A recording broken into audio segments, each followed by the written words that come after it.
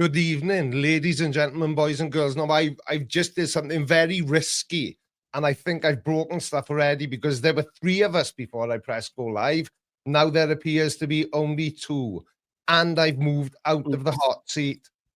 And of course, I'm joking. I know it's a live stream. I'm a professional. I just felt so uncomfortable sat over there in Callum's seat.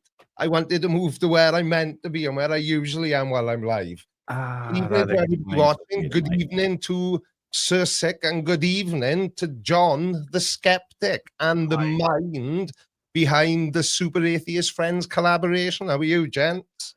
Pretty good. Pretty okay. Yeah. Surviving. Let me get this. Where did that idea come from, John?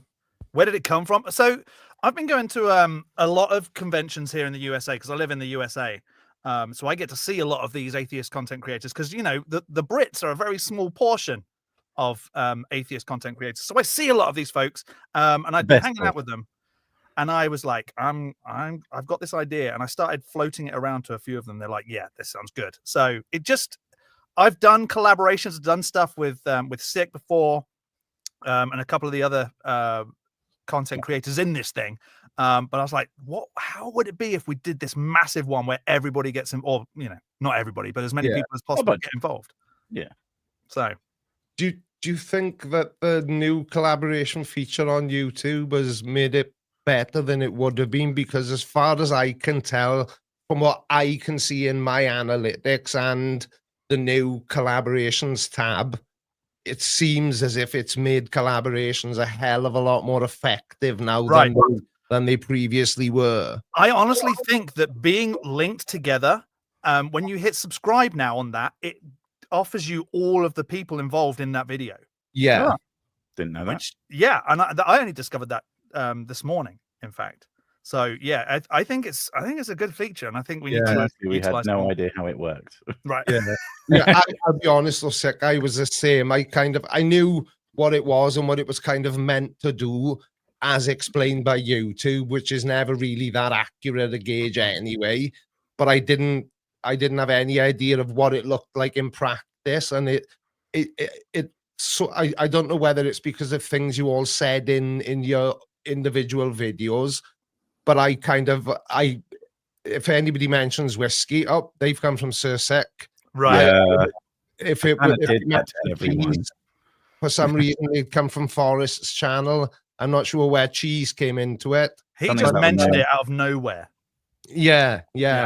I had Forrest on once as a guest, you know, to chat like this, and he's such an infectiously nice guy. Yeah. He can make anything really interesting. Yeah. He's such a really cool dude. Yeah. He calls me he's the person who calls me because I hate to be a burden and I don't call people, but he calls me sometimes and it's like, what's going on? I've heard this. What's happening? So you're showing off, are you? Okay. Yeah. He's right. But when I first met Forrest, he stupidly left his cell phone. Fucking, I'm sorry for swearing, but also I've been living in America for his mobile phone unattended, and you can unlock people's cameras on their phone. So I took loads of pictures of myself on his phone without him knowing. And that's like the story of me and Forrest becoming friends. Yeah, like I say, I only sort of interacted with him that one time, but it's something I'd like to do again. He was just so much fun. Yeah, I have yet to interact. He's mentioned me once in a video that I think was just him in passing. I think he was just being nice because it was about Kent Hovind. Right. He was going, I have seen these videos. I am going to shout them out because that seems fair. Right. Which is something I would never think to do. He offered me once, which I thought was incredibly gracious of him. But I had emailed him. I had a question. It was something to do with a Young Earth creation video, and every bit of information I could find told me nothing, because some said yes, it was one of those situations where the conflicting information was so huge I didn't know what to do. So I thought, I know. I had Forrest on a couple of weeks ago. I'll email him, and he replied to me. We got to the bottom of it. He just knew. straight away and explained it to me in such a way as I actually understood it. And he then replied in the email again. He said, look, he said, if you like making these creationist videos, but there's certain elements of it you don't understand, just download my videos and rework them. And then Man, that's what he's like. And I'm like, what a nice guy. I get pissed off if I hear somebody say tidy in a video, even if it's not in the context I would use it in. So upcoming, we're going to see Creaky Valkai, a whole new series. Yeah. Creaky Valkai, the science guy. Oh my word, I'd pay. Completely original content. Am I the only one here who regrets his YouTube name, by the way? Or no, not really. I have regret some days.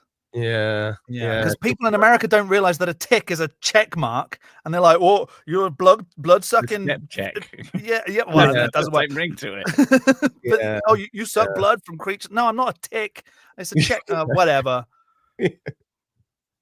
I know it must be me then. The only reason I'm Creaky Blinder is because a mate of mine was called 51 Shades of Grey on Instagram. And I thought, I wish I had that sort of humor where I could, twist something, and it just suddenly hit me then. Oh, Creaky Blinder, that'll be hysterical. So because when I started the channel, obviously I thought I'd upload like 7 videos. My mother and my auntie and uncle and gran would watch them, and then I'd get bored of it and move on and do something else. I didn't expect it to become this. Right. Now it's like, if somebody calls me Creaky, it's like, oh, just don't I prefer Mr. Blinder to Creaky. It's like nails on a chalkboard. Now I know that. I'm going to only ever call you Mr. Blinder. Yeah. And I'm not sure. I am sure there's lots of people on the internet that know my real name. And I'm sure there's people, you now that do, but don't say if you do. But I'm just not ready to kind of be me. You. Yeah, I get it. No, I get it. Does that make sense? I think I need just that teeny tiny amount of separation between Creaky and this. I mean, it does help that you're not a particularly recognizable individual. It's very always help indistinct. Yeah. Just blend in the crowd. Basically a walking balloon. Yeah. I'm basically every other 52-year-old man you come across in the course of a day, and I wouldn't know who I was looking at. I'll be honest. Right. The accent might be the only thing that might make you go, wait, where have I heard that before? I don't know what accent. That's what I mean. It's very slight. It's just so very. I'm a professional voiceover, so I hear these things. But he doesn't have an accent at all, and it's the rest of us that are the problem. Sure. Well, that does make sense. Do you know what the irony is, though? I can't recognize accents at all, right? So I know you and Sick are both British. All I could say is you're both English. Right. Can't you hear the Austrian twang? Mm-hmm. No. Well, it's not me. No. I'm not. Maybe. No, I mean, you're clearly from. The skeptic is from a posher part of England. Scunthorpe. I mean, people do think I'm from somewhere near that.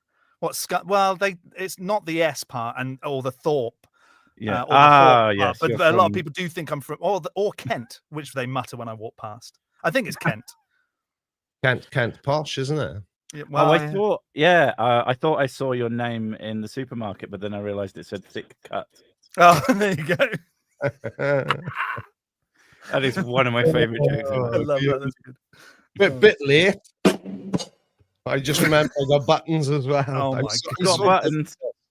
I bet you're both so glad you came now, aren't you? Well, anyway, I wanted to talk about the the collaboration, and do we think there's a future in the videos? Hopefully there will be for all of us, and so far so good. But I can see, we may, well, when I say we, John the skeptic may have inadvertently started YouTube, our little niches version of the Avengers. Yeah. Well, and do you know what? A long time ago, on the dead site that is now known as X, but we will always call it Twitter because fuck the 'Cause it's called billionaires. Twitter. Well, exactly. But Yeah. I 'Cause it's posted super like mean. this stupid meme that I'd made of the Avengers, but with all their faces cut out. I was like, Yeah. I wonder who could be all the other Avengers. And I was just pissing about one day. But now apparently that is what's happened. Because I've seen comments on everybody's videos calling us the Atheist Avengers or something. Yeah, and I've seen comments on I'm pretty sure every video I've watched, there's been comments saying things like, "Are you doing it? Are you doing it again?" Or "When Right. are you doing it again?" Or, Yeah. I think there is definitely scope to do it again if everyone wants to be involved, and if not, great, that's fine. But I've seen so many people say, "Oh, what about this creator? What about this creator?" And I contacted them. They just didn't get back to me. Yeah. That's So- the When thing. people said, "What about this creator?" I went, "I'm sorry, I have no fucking idea who that is." Yeah, right. Well, I don't one know of who them- anyone is. I'm terrible. One of them today is usually a faceless creator, but he's just posted a video with his face. Well, someone who you contacted. Yeah. Would that Yeah. be logicked? Yeah, it would. Yeah. Yeah, because he was in the hospital. Yeah, I That's my know. No, I understanding. know. But I mean, But yeah, I I was contacted him very a long weirded time out. ago. So I see his face and I'm like, what the fuck? And then I get on this call and then you've got a face. And it's like, does everybody have a face? Have people been lying to me all these years? Not everybody has a face. Well, and Emma messaged me saying, Emma Thorne, who's also in the video, she messaged me saying, No, tell me I she get has a face too. She does. I'm She sorry. does, Fuck. yeah. But she messaged me saying people genuinely ask if you're real because we've done a collaboration or two before. And I'm like, yeah, I'm real. I've been on the ACA shows, so my face is out there. But it was only when I started going on the ACA shows that I was like, oh, I'm going to show this ugly mug. It's horrible at the moment. I was filming an hour away from my house on Friday, so I had to shave off my beard. So I've got this. I usually like to cover up my horrible jowly face, but no, stupid filming. Anyway, I got an old man shaving story that some you really? may find mildly amusing. I feel like a lot of stories you have are at least wanted to- mildly amusing. I wanted to look my best once Mm-hmm. I knew I had two esteemed colleagues as guests this evening. So I took a shower, shaved the head, and do that with my eyes closed. And I thought, you know what?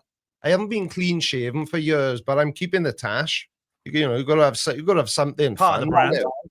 So I had a shave in the shower. Obviously, I don't wear my glasses in the shower. You see, no. this is what the problem was. So Ricky towels himself off, bit of talc, bit of spray, looking suave. Put my glasses back on. Hang on a minute. Did I mean to leave a cheek Mohican?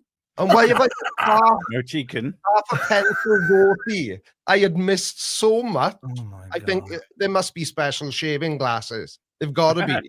Does anybody know if that's a thing, or have I just come up with $1 million idea? What and the, You can just wear your Only I've glasses. ever felt.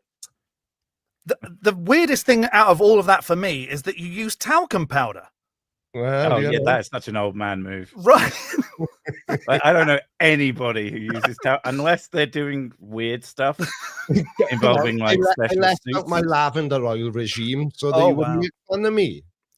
But that was perfectly acceptable. Right. Wow.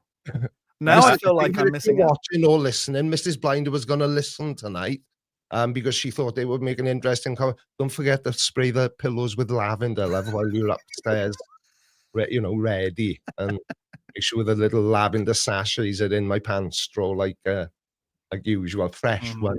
Do you have Easy. chocolate? She's going to put a chocolate on your pillow, isn't she? She's going to Yeah, say it's chocolate. it'll- Oh, it's gonna look like it'll look chocolate. a Yeah, melt- right. And that's how Creaky got pink eye. Sorry, Mr. Blinder got pink eye. Yeah, Mr. Blind that's now. how Mr. Blinder went blind.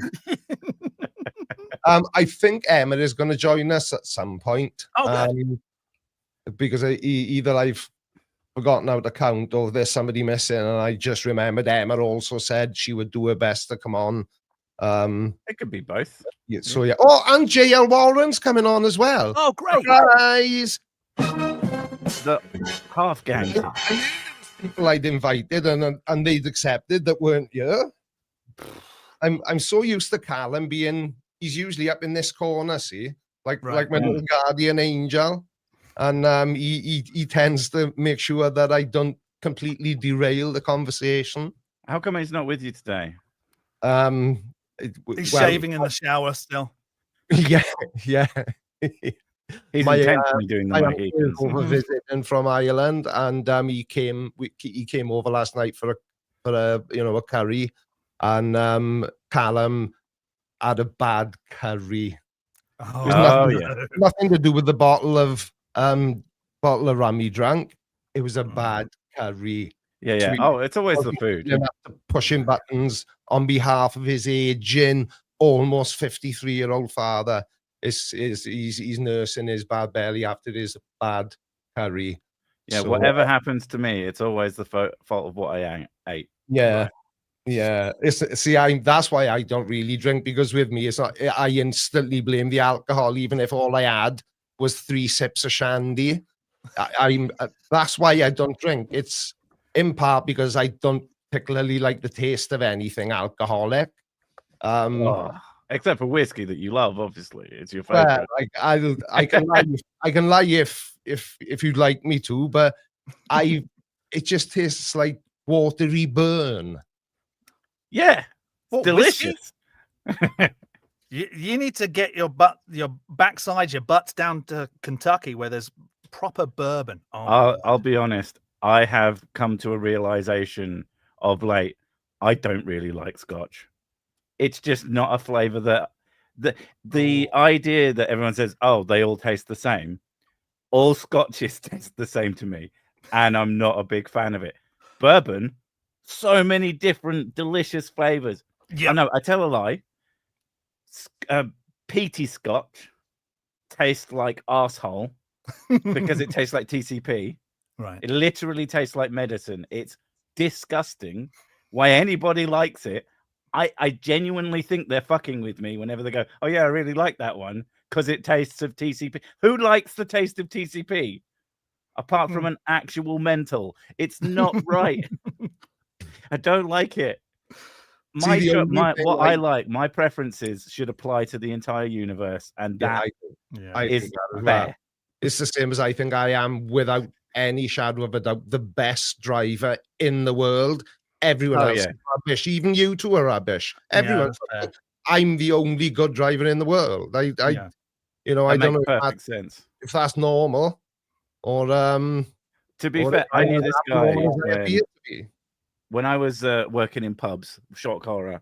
I knew this guy who he thought he was the best driver in the universe. He was like 20 years old, I think. He had 3 accidents that totaled his cars, flipped 2 of them, and I think he wrapped another one around a tree. Oh, jeez. But he was utterly convinced that he was the greatest driver in the known universe. It was so rich. It's like nobody who's as good as you think you are has crashed once. Let alone 3 fucking times in a year. That's crazy. But he survived, and that's why he's the greatest. Yeah, I guess. What about if you've had multiple crashes, but none involving any other cars? Crashing into feel that's worse. I don't know, walls. Yeah, it's good that it doesn't affect anyone. But the fact that there was no other factor of another person like moving, and you're like trying to, you were just trying to navigate an environment, right? And you still couldn't fucking do it. It's like when you're a pedestrian getting hit by a parked car. The environment. That happens a lot when I've had a few whiskeys. I've been run over by so many parked cars. It's ridiculous. Right. The offending article was a roundabout, and the problem was I was very, very into the Lombard RAC rally, and I had been watching one of my rally videos, and my girlfriend at the time, who is now the lovely Mrs. Blinder, rang me to pick her up from the pub, and I tried to go through this roundabout doing like 75 miles an hour. Wow. Did you go over it? I went over a bit of it, which was enough to make the car go up onto his front wheels, Oh, rotate round like that, Are we on flip one over wheel at that point? and land back on his wheels. That no. must have scared the And then shit out of you. Wow. Honestly, it was like it had happened in slow motion. Yeah. Like at the start of Deadpool, the sequence where he's killing all that's what my crash was like. Wow. Yeah, I could see that. What the hell just happened? And actually, before then, Creaky had a Liverpool accent. I did. And that scared him so much he started sounding like he was from Wales. It is scared and the that was scouts right out of me. The only car accident I've ever been in was with my brother driving, and it was just the most shit car accident. Just so boring, and so just mildly distracted, and kind of rubbed the side of a car against another car. And even that was in slow motion because you see it about to happen. Yeah. And you're like, neither of you can do anything about it at that moment and go, fuck. Yeah. Yeah. This But might yeah, just be another thing that reinforces how strange I am, though, and this applies to anybody. If anyone finds themselves as a front seat passenger in a car that I'm driving, if I have to apply the brakes a little more aggressively, let's say the car in front of me slams, I put my arm out, my left arm out in front of my passenger, because that's going to stop them from, even though they're wearing the seat. Very kind. My arm, That sounds like a real dad move. Yeah, that it does. feels like a dad move. I know, but it's old people, young people, people I know, people I don't know. Sometimes a Tesco carrier bag. I'm a really big dude, so I think you just end up punching me in the side. I would do it on purpose, like no cars in front of me, but I'd hit the just brakes and randomly, reach over wait. and just grab my wife's boob. Go, oh, I'm sorry, I'm just protecting you from the braking. So I shouldn't sit next to you, otherwise you might grab my tits. I Okay. will. It's not might. I It's will at this point. In fact, I'm just coming back to England because I'm going to hunt down Tick. Yeah, right. On a Where is he? motorboat. I just need to grab his boobs. Oh, dear me. Well, how did we end up talking about boobs? This was going to be about a And then it's not even like lady boobs. It's 6 boobs. It's like They are the best. worst. You wouldn't fucking believe it. Really? Oh yeah, so much chick tits. What do you want? No. These are fucking awesome. Uh-oh. I just killed one of my monitors. Yeah, okay, it's fine. Troy Allen from the chat says moobs. No, I don't think it's moobs with No, they're subs. Oh, that's true. Now, the thing is, I make up stuff about myself all the time. I do it on purpose. Could be making this up. So I've just got to add all sorts of different things. Got to keep throwing out ideas. So people like I've given myself many names. One of them might have been real. Oh, but I can't promise that. oh. It's like if I'm distracted. Yeah. Like especially way back in the day, if I was distracted, I could like I go like my name and almost say it, and I go fuck no. So now I've made a habit of occasionally just saying a name as if it's mine. Okay. Just to completely throw off anybody. I am a little bit paranoid about that. Smart. Yeah. I'm a dumbass. I stupidly called myself John the Skeptic, and that is my name. Oh, I wasn't thinking. I think maybe your name's not John. Maybe you made maybe that it up. isn't. The Skeptic is my given name. I reckon that your name is Skep. Yeah. Your parents, fuck it, they saw you. They were like, I hate this guy. I'm calling him Skep. They did, and that's why they call me Jonathan. Like that's worse. They would have had to really hate you, to be that kind of terrible. I got a guy that's usually in my these video essay things I've been publishing on a Friday because I'm sure you both don't miss a single second. I forgot about every time. I thought they were mini documentaries. They are sick. Stop mocking me, please. I would never. I've even got one of those cotton body warmers with millions of zip pockets. So I look like a documentary maker. I mean, to be fair, well, you kind of look like one today. Yeah. Because every fucking wanker on YouTube YouTube his video for with some with a fucking boom mic goes out, and you know you have the hipster vibe sometimes, I do, yeah. and all of them are hipsters. So I don't think you would stand out at a documentarian convention, YouTube documentarian convention. I'll be honest. I got to be honest.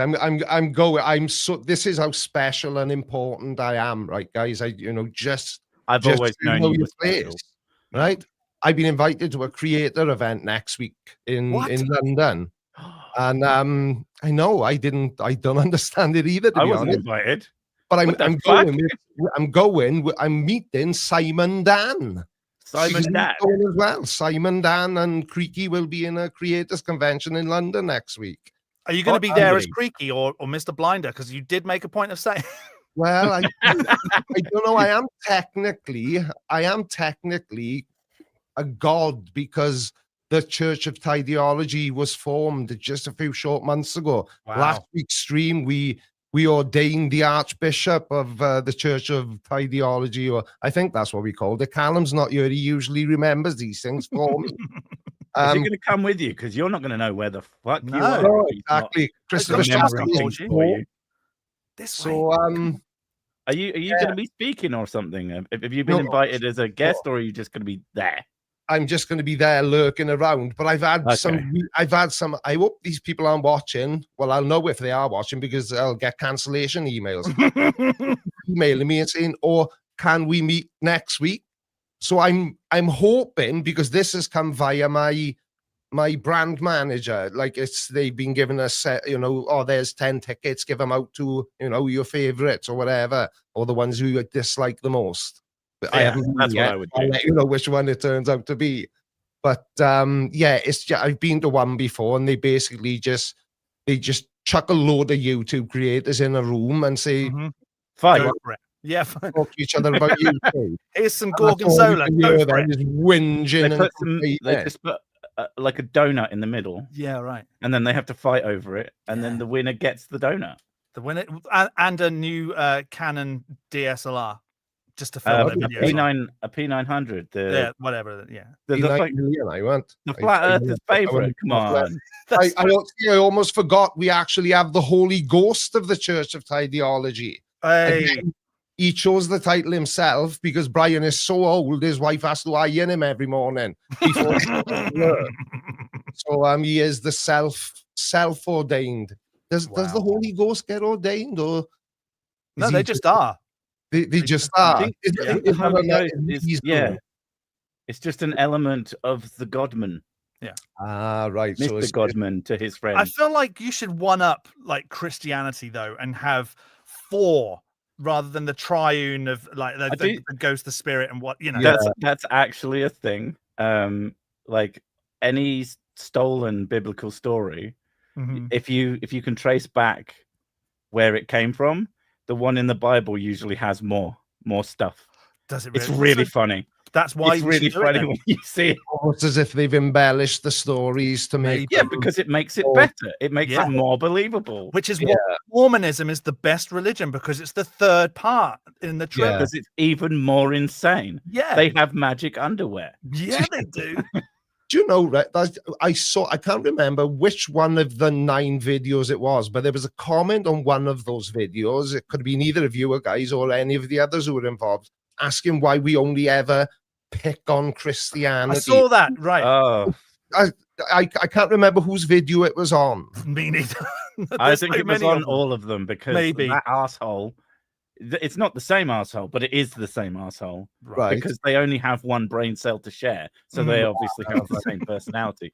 Yeah, that question, like when I make a video that's not specific and say, "Oh, it's nice to see you finally not picking on Christianity." It's like, I'm sorry, if the idiots are in front of me and they have little crosses on them, is that my fault, or is that their fault?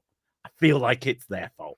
And like the saying of my deity that I created came from me doing a Muslim apologetics video. So really? I've done them. Yeah, because they, every time they mentioned the prophet, they're like, "Peace be upon him," which is where I got "Leaf be upon her." That makes it. It is exactly that. that kind of rhetoric, and so, Mhm. and yeah, it drives me crazy. And oh my god, the amount, it's like talking about Islamic apologetics, like the amount of times I've got, yeah, but you won't talk about Islam. It's like I've done it several times, Right. but I'm not doing it all the fucking time because it's just not there. I Yeah. don't live in one of these countries.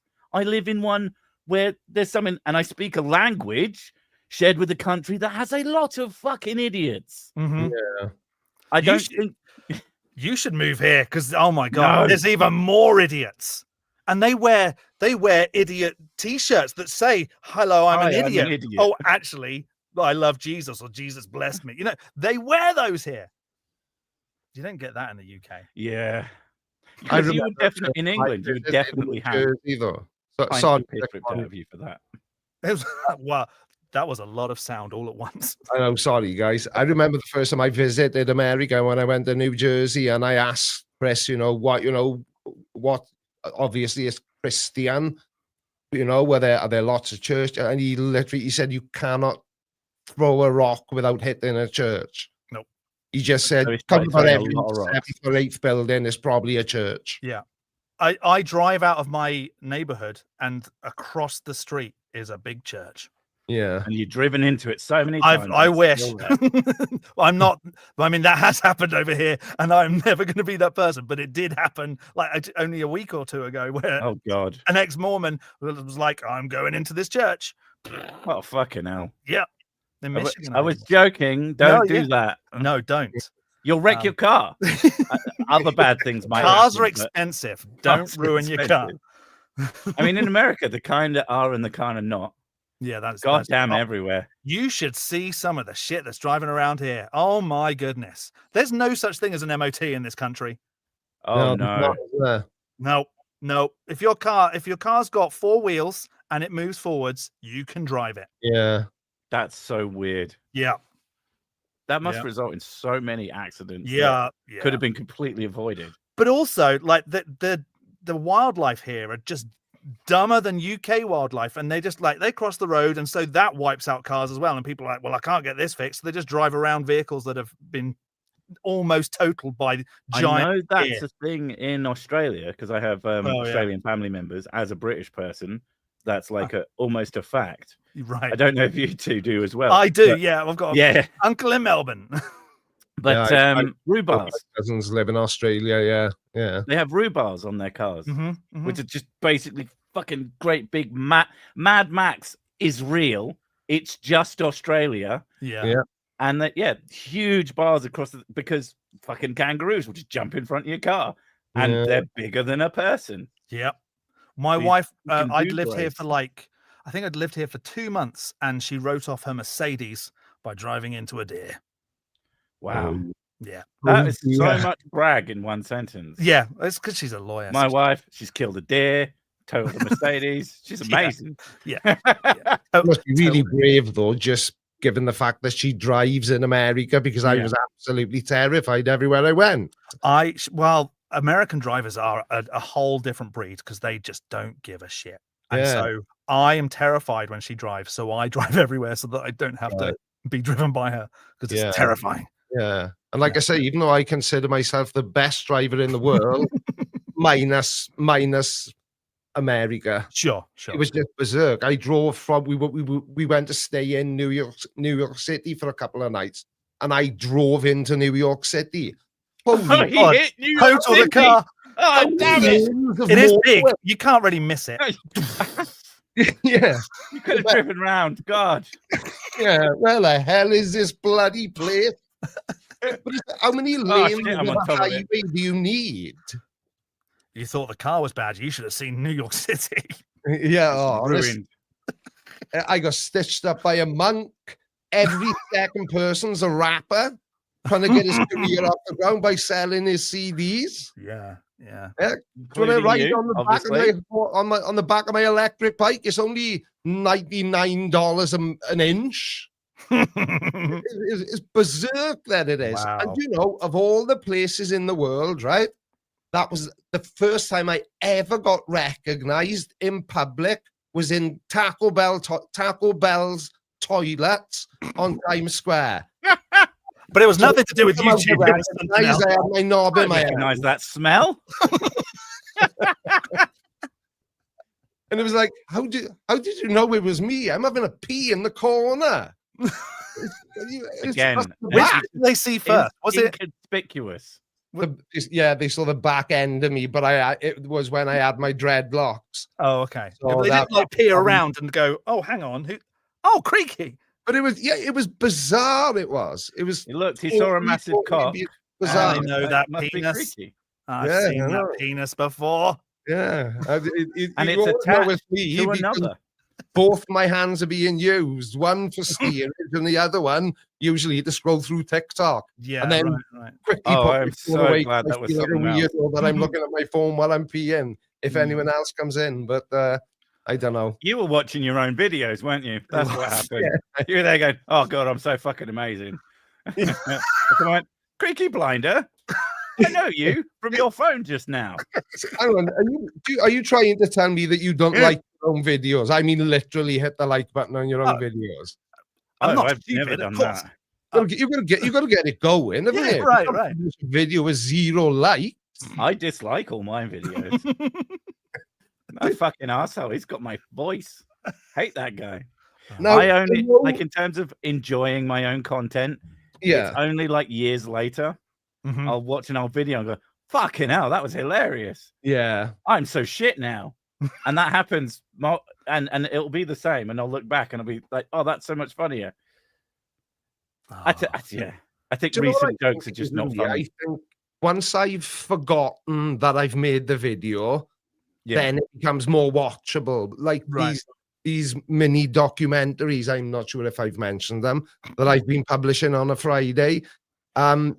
Not this Friday now, but the Friday before. I don't know what happened. Well, I know exactly what happened. I couldn't be asked that day, and I basically sat here and watched Callum edit the entire video while I was designing the thumbnails and looking at videos on TikTok and basically doing all. But when I watched that video, I actually enjoyed it. I enjoyed it as a video, as a viewer, rather than as the maker of the video. And it was the weirdest thing.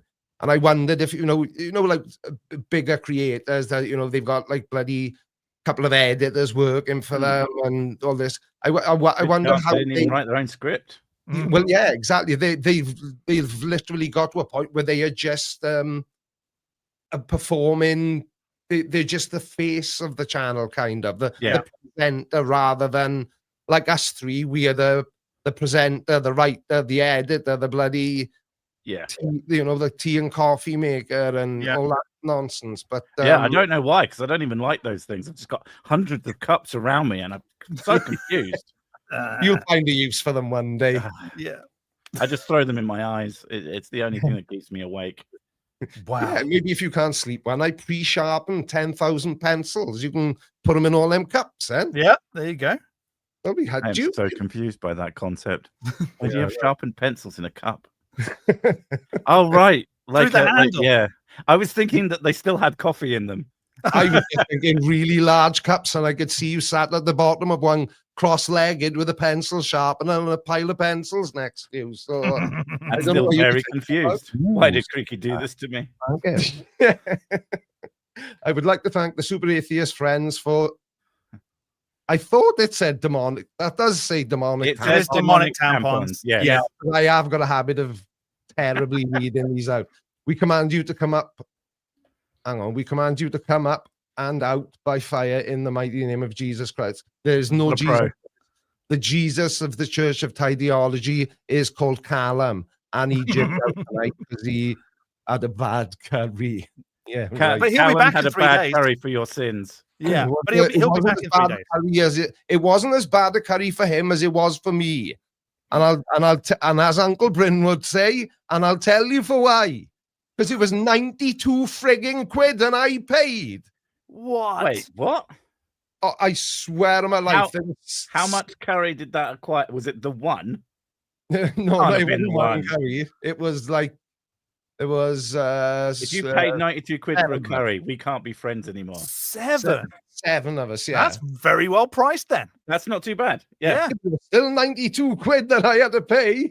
To be an old person eating food out and about, I'm always surprised by how good value Weatherspoons is. Oh, I miss a Weatherspoons. Not amazing food. No. But fucking hell, the price is right. Yeah, right. And being able to just sit there on your phone and order it to the table my God. without having to get up. I miss It's my that. favorite thing. Yeah. Especially when you walk past all the people waiting at the bar. The you're bar, like, yeah. "Oh."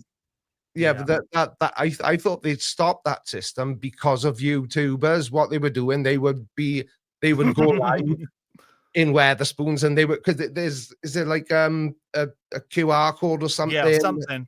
They would just show the QR code on the stream and then see what people on the I stream. don't think any in West Yorkshire there are any YouTubers doing anything ever.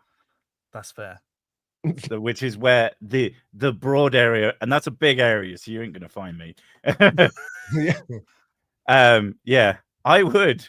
One of the things you can do, and it's such a powerful thing, and it's still very funny. I can't remember who said it. A comedian said it, but like, just open up the Weatherspoons app, pick a local one, and then order a plate of peas. Yeah, I've heard Like that 50 before. pence, and you could just send it to a random table. Maybe someone sat there, maybe they're not. But if they are, and they get given some peas, you can just see someone just completely baffled out of their fucking mind. And that is hilarious. I feel like there's I- a YouTube like series in that, because you could go to a Weatherspoons, set up a camera secretly, and Yeah. go, "Oh, that table looks like it's a good one," and send it to them and see the live reaction. And Yeah. I post that. prefer the idea of not doing it secretly, being very obvious about it. Like have a full That's fair. camera, full boom mic, everything, What and if it pretend is? to be Like, inconspicuous. oh, I always like that. It's the Dom Jolly thing. Yeah. Hello. Yeah, just having the huge phone. Just the idea of being inconspicuous while being incredibly conspicuous Right. is infinitely hilarious. So yeah, just walk around like spy cam, but it's it's the size of a house. And then just order people peas, just thousands of them. To be fair, I'd had the idea myself, but I'd never put it together that I could order something cheap. So I'd always wanted to do it to someone, but like I'd have to order them something like a beer, and I'm like, I'm not spending £2 just to No. something that might not even go anywhere. But peas, Oh my goodness, peas are genius. So And it's like, for I can't talk 50p, finding you could Weatherspoons. select like a selection of. You could get a selection of tables and just send like 18 plates of peas to different tables and just see what happens. Do it now. I mean- Tony regime is in a Weatherspoons as we speak. You can talk in a Weatherspoons. You I'm pretty sure it's allowed. Yeah, they encourage it. I'm certain. Let's make this a social. They get place. quite annoyed when Yeah. you walk up to the bar and you're just like Signing. gesticulating wildly at them. Yeah, and I have no I idea. don't want to know what you want to drink. But Toilets that is what these miles away from the bar either. That's Oh, there's the smell. Yeah, no. And the Whatsoever. most local Weatherspoons to me, it's like it's a good 5-minute walk to the toilet, and Oh, it's jeez. instead Yeah. all the way, and it's like how far Tony, underground? what's your table number? You are, Let's all send him peas. Let's do it. I will send peas to Tony. and I will. I am not even 100%. fucking joking. I'm in a different country. My peas are coming from very far away. Technically, they're not. Well, But the also, they the kind of sentiment are. is, Creaky's Mr. Blinder's had enough. That's going to be a struggle. Oh wait. He's just left. Oh, He's like, maybe ha- all this oh, no, pea I can talk, browse all he pub. needs an actual pea now because he's old. yeah. I know that What probably looks Weatherspoons like are you in, got Tony? bored and left, but I realized I'd left my can of Pepsi Max and my vape over on the other desk. So Oh, you. they've Go and been get them. in me for a while, and I saw my opportunity. Oh, I see. I did. Oh, I didn't see you move. I wasn't paying attention. I'm far more interested in sending some random stranger on the internet peas. Yeah. I'm super invested. I don't think. No, it's definitely not called Weatherspoon Sticky Carpet, even though that would be a great name for a Weatherspoon. Wouldn't it? Although you wouldn't know. I don't know if this says that I'm posh or whether I think I'm posh and I'm not. It's But the latter. does it before we get piss you off if somebody calls it a spoons? It doesn't piss me off, No. but I wouldn't say it. No, right. But I'd continue to. And my best mate calls it spoons. We mean if somebody said to me, "Oh, do you fancy coming to spoons?" I would have, but you've just exposed yourself as a knob, so no thanks. If only you said weather as well, we'd have been there now. Is that the equivalent of, and I don't want to make this political, but is that the equivalent of people wearing a red hat? If they say spoons, they wear the equivalent over here would be a red hat wearer. For Mr. Blinder, not for me. I'm with you. Yeah. They chavs. Yeah, the chavs. Okay. Yeah.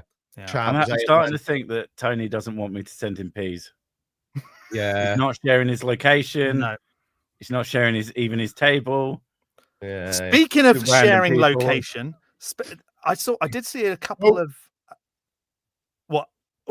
No, I did see a couple of comments under Forrest's video where they some folks were annoyed that he doxed I was me. from Wales. Yeah, no, he doxed me apparently. Did he? He full named me. Yeah, actually, as much as I hate to say it, because he hasn't said yes to coming on for a chat yet, but he did. Yeah, he did, didn't he? Yeah, he did. Yeah, because I was quite taken aback. Yeah, but yeah. I hadn't even brained it. I don't know if you can make out the second name very well. You can make out the first name. John Butterfly. Yeah, right. Yeah, it was. Yeah. That's what I heard as well. Sorry, I doxed you again. Yeah, I couldn't. I won't do it again, John. Yeah, I couldn't remember if you were waving $100 bills offering to give them to me. You'd be safe. Right. But I can remember that. But the problem is now that everyone this year now is going to go and but I mean, I'm on ACA shows. My face is out there. My name is out there. Dave Warnock is actually the first person that did it on I think it was on The Line even. Talking about because Dave Warnock organized this big beach house trip down in Alabama a couple of years ago, and tons of content creators and people he knew went down there and hung out for like a couple of weeks, and it was really good fun. And that's where I met Forrest. And so he full named me. Yeah, he doxed me, but that's okay. I thought I did that. You live in America. There's not many people out there anyway. It was pretty safe, I suppose. Yeah, that's fair. And Kentucky's only got 5 million people. It's very small. Yeah, and it's a big place, isn't it? Yeah. Swansea, I bet. Yeah, a little bit. For the longest times, I wouldn't even say I was from Swansea. I used to lie and say I was from Cardiff. I used to I will walk really quickly. I will never say that again. I tell you what. Oof. Yeah. I wish I had tiny violin music as well. Right. That caught me right in the feels. I saw it. It's like I've only got two. Have you got a cat? Do you have any pets? Because I feel like I just ran one over. I've got a cat you can run over. Yeah, you can have one of mine. Crazy. Oh, I got a dog you can run over as well. Your dog does look mad quite a lot. Right, so I'll say this in as respectful a manner as I can. And I know the PC police, this, that, and the other, but most of these streams are getting claimed and taken down anyway, so I don't care. But my mate Chris that I got to stay with in America, that became my mate via YouTube, is a vet. And everybody knows Coco, my stupid dog. My next door neighbors think my dog's name is retard, right? And I rarely use that word because I don't like it, right? It's highly offensive. Shows my mustache. But Chris said if Coco was a human being, she would be maybe, I don't know, she'd be autistic, or she'd have some sort of learning disability, or something like that. Because he said it's all in the eyes. She's just got pupils, mm-hmm. and they look as if they've been stuck on with drawing pins. Oh my god! She can stare through the kitchen wall and know if you're putting food down for her. Do morning. you know the breeders of your dog, and did they feed the mother Tylenol? I do know the breeders of the dog. I would double check that because you know that's the biggest I cause thought of you were going to autism say, now. did they fuck the dog? Well, or that. Well, the question The was eyes popped out because the cock was big. who was I to call them liars? The problem was that when we went to see Coco, there were 8 puppies. Coco was one of those puppies, and she was literally, I swear on my life, she was about the size of a Sky remote control. Wow. She was tiny. You would make a great American because they don't measure things in things that make sense as well. that is true. Anything but the metric system. She's about 17 toenails from tip to tail, and she was clearly the runt of the litter, or was she?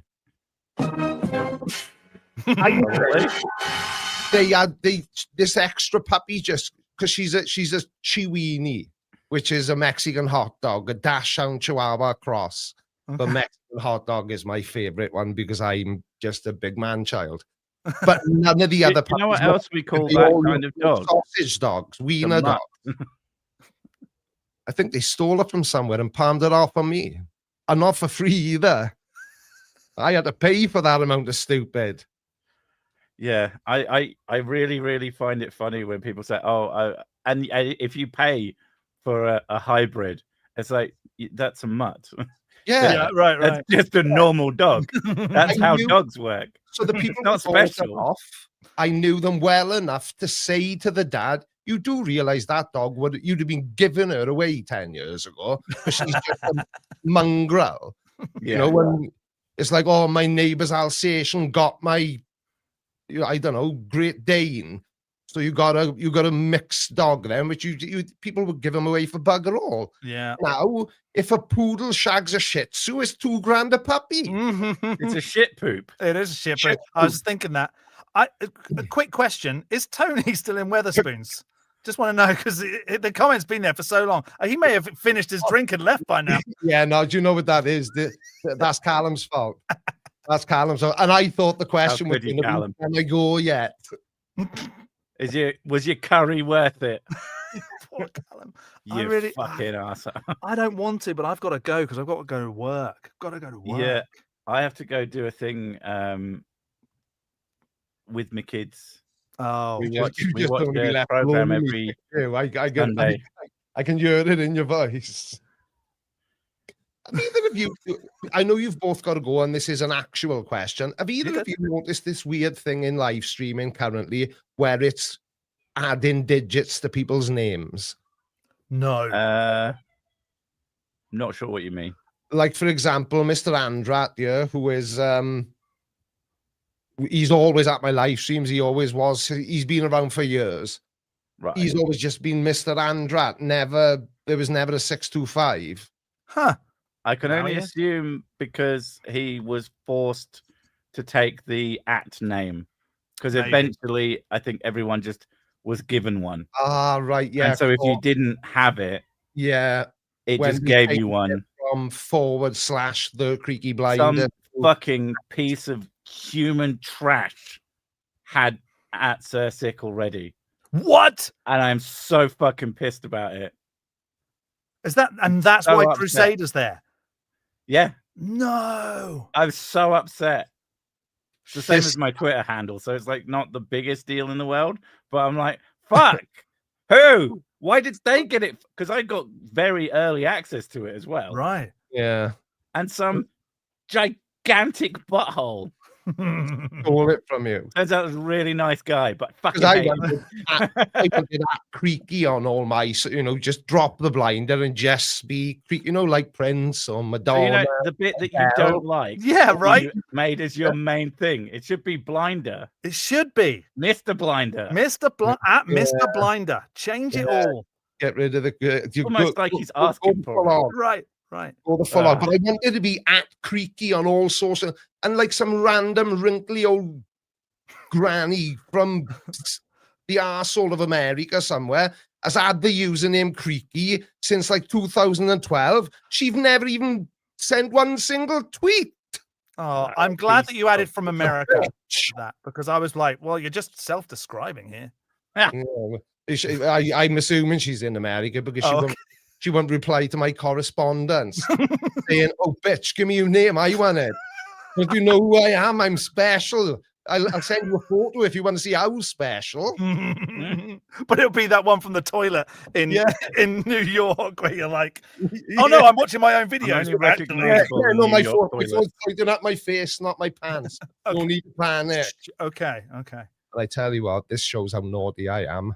I didn't even buy anything when I was in there. What? Well, in the toilet. Still haven't tried Taco Bell. Oh my word.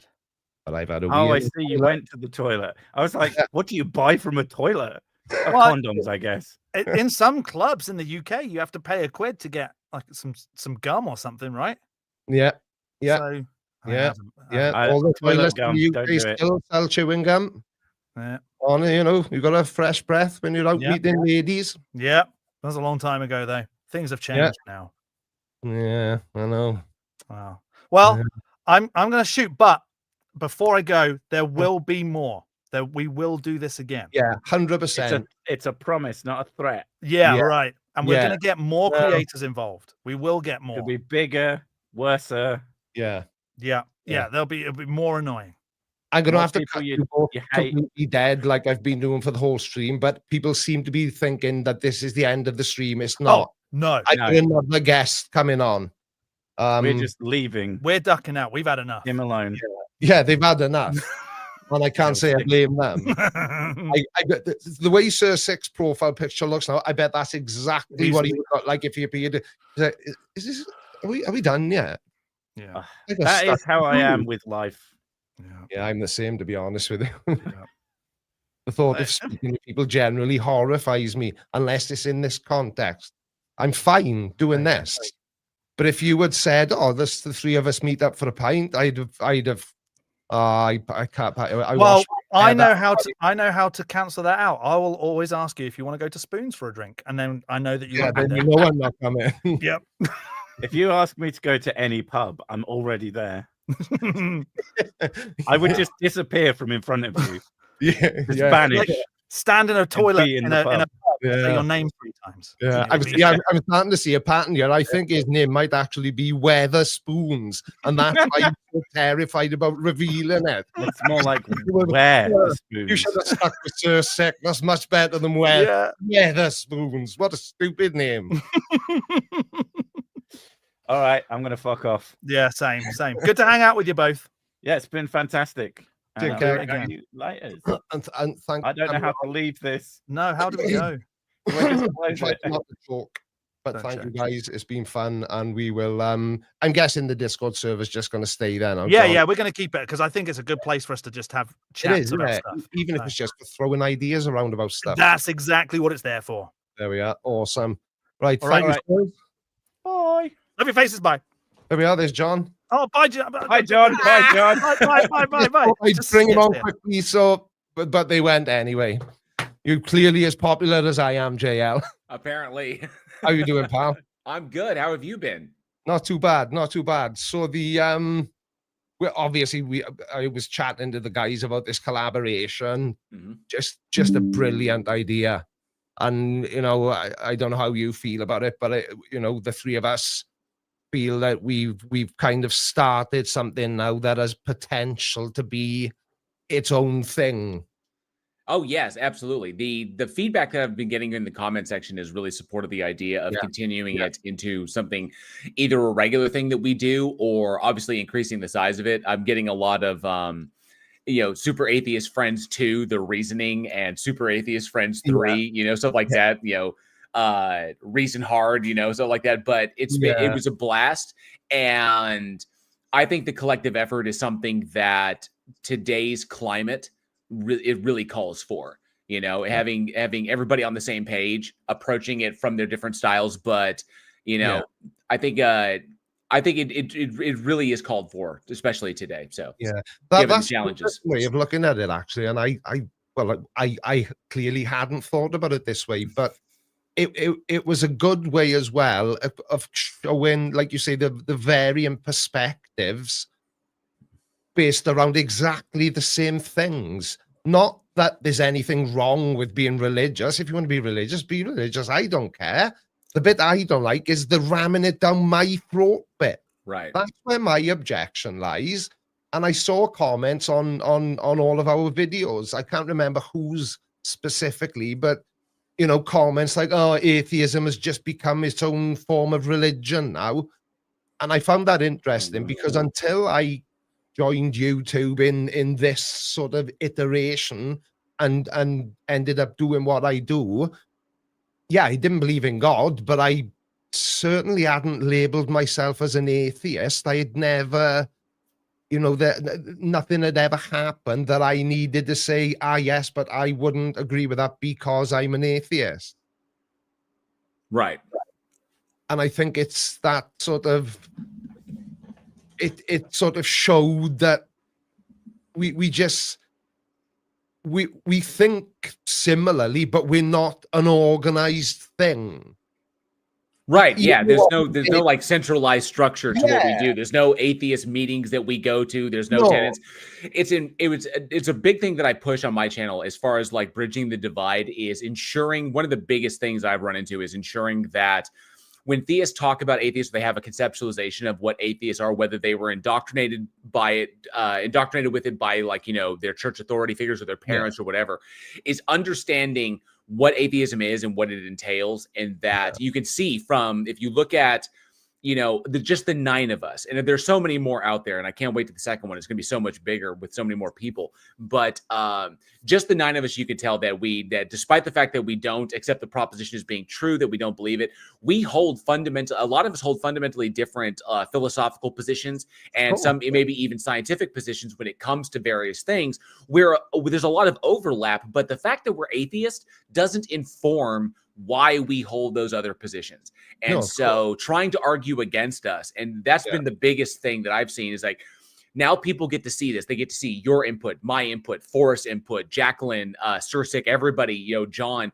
or the skeptic. We can see all of our inputs and say that we can hold these positions while also looking at other things in a different way. And the two things, they're not mutually exclusive in that respect. So, you know, maybe they can as well. They can say, well, if I look at my God position, but then I look at something else, I could say like, yeah, evolution is a fact. And then you can still believe in a God without it violating the tenets of what evolution is. It's just describing that thing in reality. And we can get a little bit closer to having more productive conversations instead of just, you know, killing them in the crib and we're all just like staring at each other. You know? I think what certainly what I see as part of the problem, maybe, I don't know if that would be the correct way to phrase it, but is that they seem to think that atheism is a lot more than it actually is. You know, like you said, there is no, you know, there is no atheist head office. There's no central atheist club that we all have to report back to. The commonality is the lack of something. And really, why is there any discussion beyond that? Now, I don't mean that we should suddenly say, yeah, let's just leave Kent Ovin claim that, you know, the Flintstones was a documentary and that the Earth. Do you know what I mean? I'm not saying we shouldn't do that because, well, for me, it's a lot of fun to do. But it's like they seem to be attacking our position, which is a non-position. Right. Yeah. It's just a straw man is what they wind up doing. And I think it's weird because, and I think it's odd. There's a number of people that don't seem to glom onto this, is that by us clarifying that our position as an atheist does not logically entail we hold to any specific philosophical or scientific positions. I don't accept evolution as being true because I am an atheist. I don't accept that the world is a globe or is a sphere or an oblate spheroid because I am an atheist or whatever that is. By us clarifying this, we're actually helping to improve their own argumentation by saying like, look, if you're going to argue against my position, that's fine. Just don't straw man me, actually argue against my position. So we're trying to help them is what we're doing to be better, to like argue for the position better. But a lot of them don't seem to see that. But I mean, that's why we keep doing what we do. Yeah. But the rapture thing that's been going on in the last couple of weeks, to me, that it's just complete insanity. What signs could there possibly be that could be interpreted in any way by anyone that would genuinely make a rational thinking human being believe that suddenly one day they're just going to get this weird sort of funny little feeling that tells them to go outside so that they can ascend into this magical place where unicorns run around and, everybody's got everything they ever. It's just, to me, I just find it a very sort of heavily imagined version. That is more of I think it would be more of a desire than a description of what you really believe it to be. Right.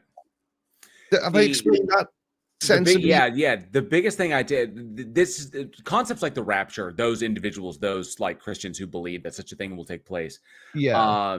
I think exposes a far darker aspect of the ideology itself, because no two Christians hold like to the you could say that there's like arguments between the different denominations, different families of Christianity, stuff like that, and we recognize that there's the problem of hermeneutics, problem of the exegetical problem and stuff like that. But when it comes down to it, there's a darker aspect, and we acknowledge that by indicating when we talk about. I know it sounds very glib when we say that Christianity is a death cult in and of itself. And I know that comes off as very indelicate, very insensitive, but the reality of it is that in order to achieve what they ultimately want to achieve, it does require their death, at least their bodily death here on earth, in order to achieve the spiritual relationship with their God. Yeah. And the extension of that is essentially saying that this life that we have here it has no value by comparison to the infinite reality that they will be accepting from there.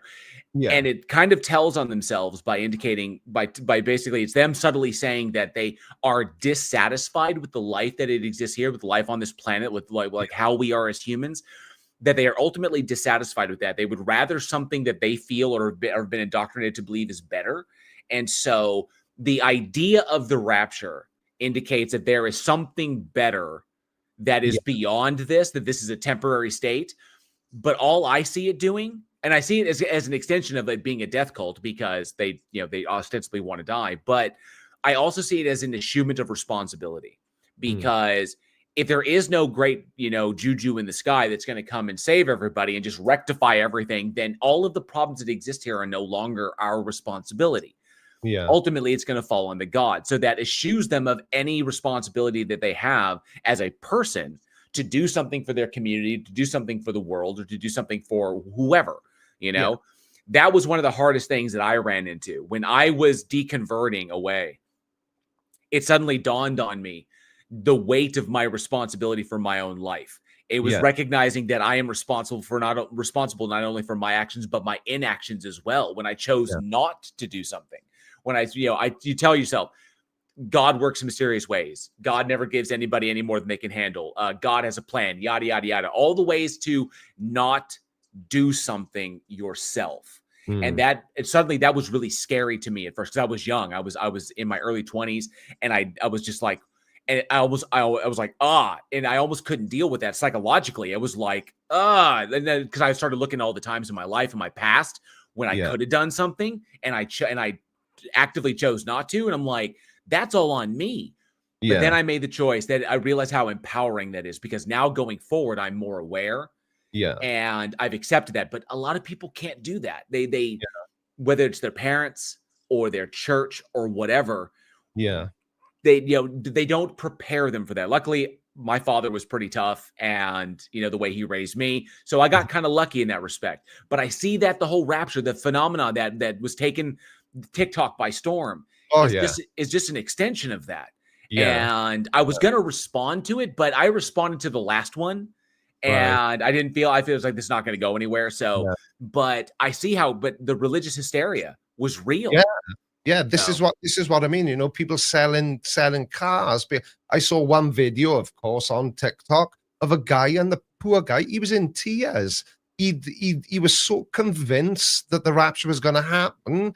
He had like sold his car for like a few $100s because he didn't care. He was off to heaven or wherever they think they're going. And I can't fathom the level of delusion you have to be experiencing to think that could even possibly happen.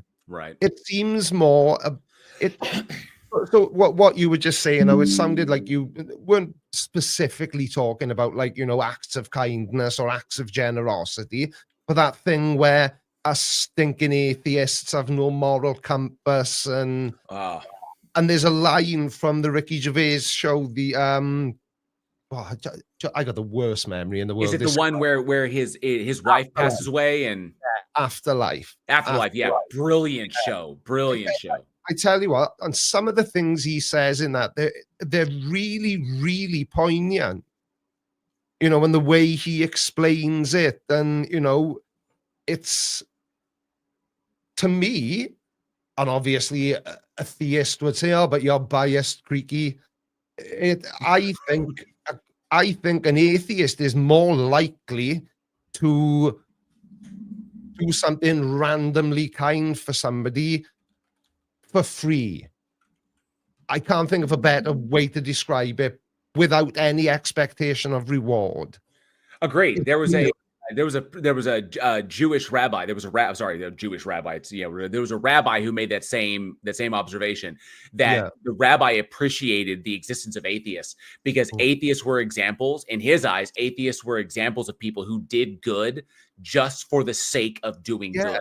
They did it because they wanted to, not because they expect a reward or they are trying to avoid a punishment, but that we recognize as empathetic individuals, we do kind and we do a greater good for our communities and for others, and oftentimes for our own mental and psychological and emotional health. We do these things because we see that the because action good to do something nice for somebody else, and it can be the simplest little thing. A little old lady drops a bag of groceries and you pick it up and pop it in the boot of her car for her. You're not going to get anything out of it, and you didn't expect to anyway. But does that then mean, because it's certainly how I'm going to interpret it for these purposes, my channel, I'll say whatever I like.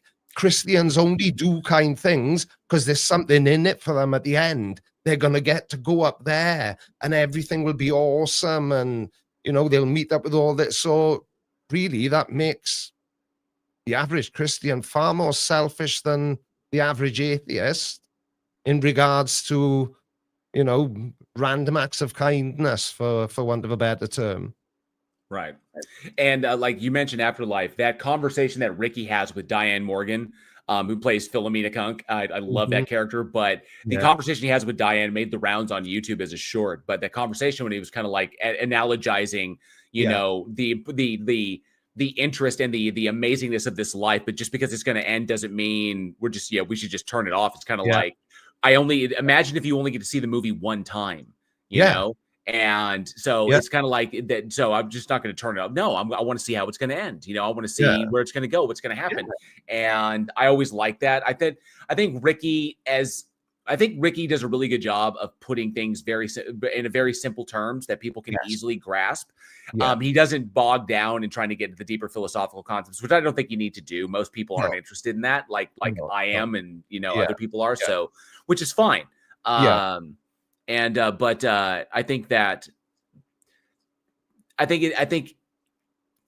when I mentioned before the climate that we're currently in, and as bad as I know where you are geographically speaking, I can tell you that things are more insane here in the States than I think really come across on the internet.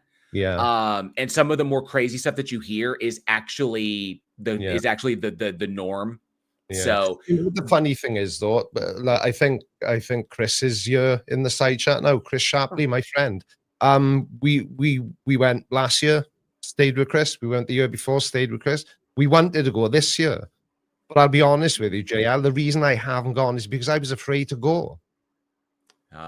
Because I'm fully aware what I look like. I haven't been through an airport in 20 years without getting drug swabbed. Dang. Honestly, we were on our way home from Spain once. Some people find this a funny story. I kind of do now, but I didn't at the time.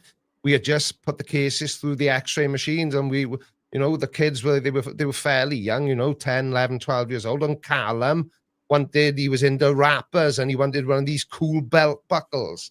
And of course, he chose the one that was the shape of the gun. And we didn't even think about it. We just chucked it in a case. The next thing, I had 2 bloody Spanish police officers taking me off. They wouldn't let my wife or the kids come with me, wouldn't tell me what I had done. I was like, I'm just bald. I haven't done anything. But they opened the case. And when they opened the case, which I wish they had done prior to coming and frightening the bejesus out of me, one of them laughed because we had purposefully put it on top of the case, thinking that, if they see it, they'll open the case. It's just a belt buckle. But I absolutely crapped myself. Wow. And I'm not even sure how I got down that line of storytelling, but I'm sure somebody from the side chat will remind me. But yeah, I was talking about Chris.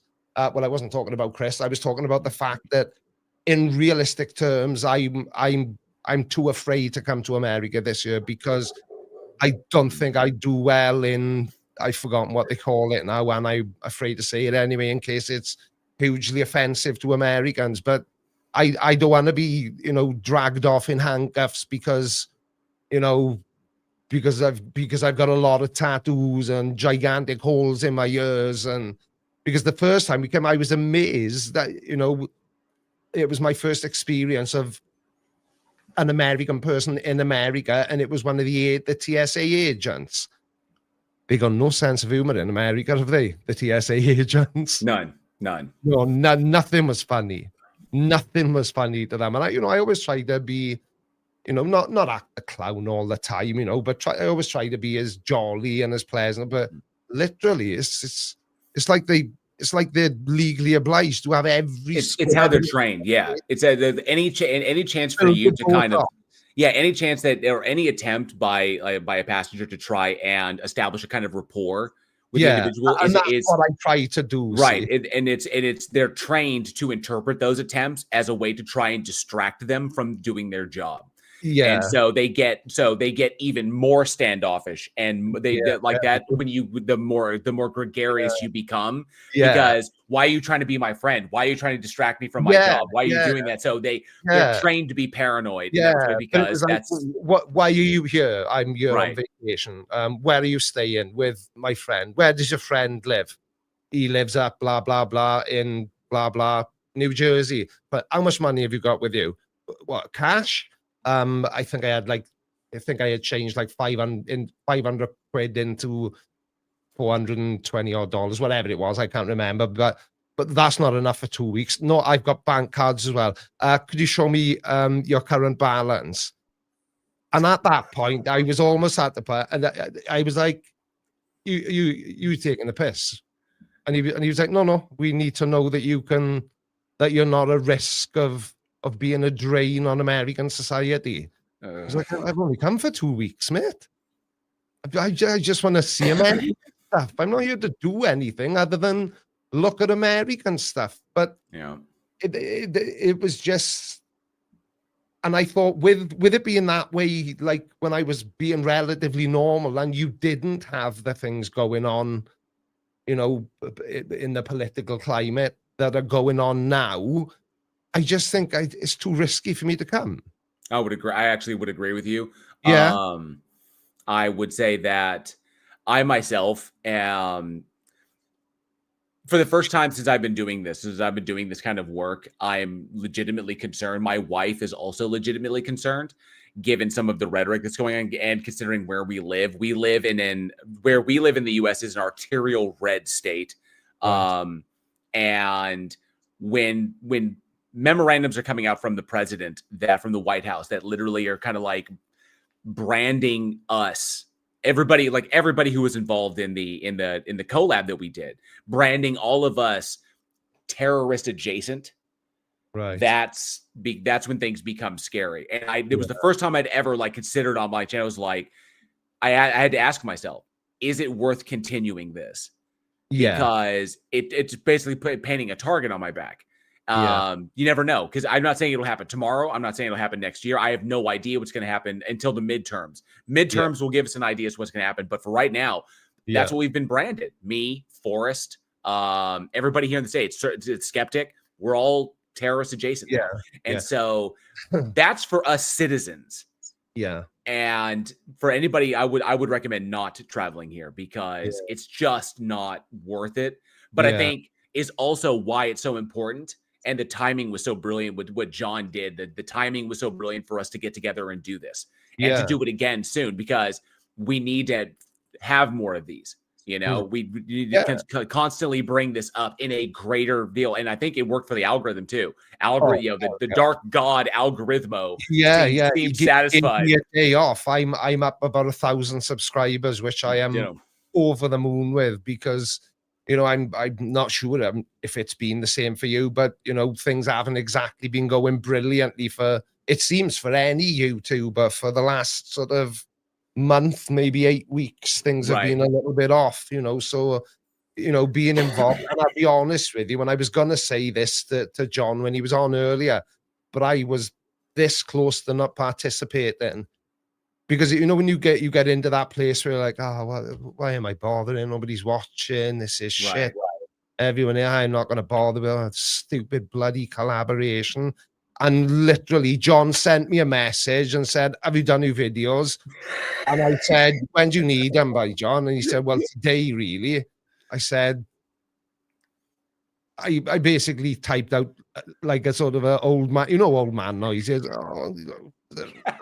And he said, "Look, I'll send you 10 videos now."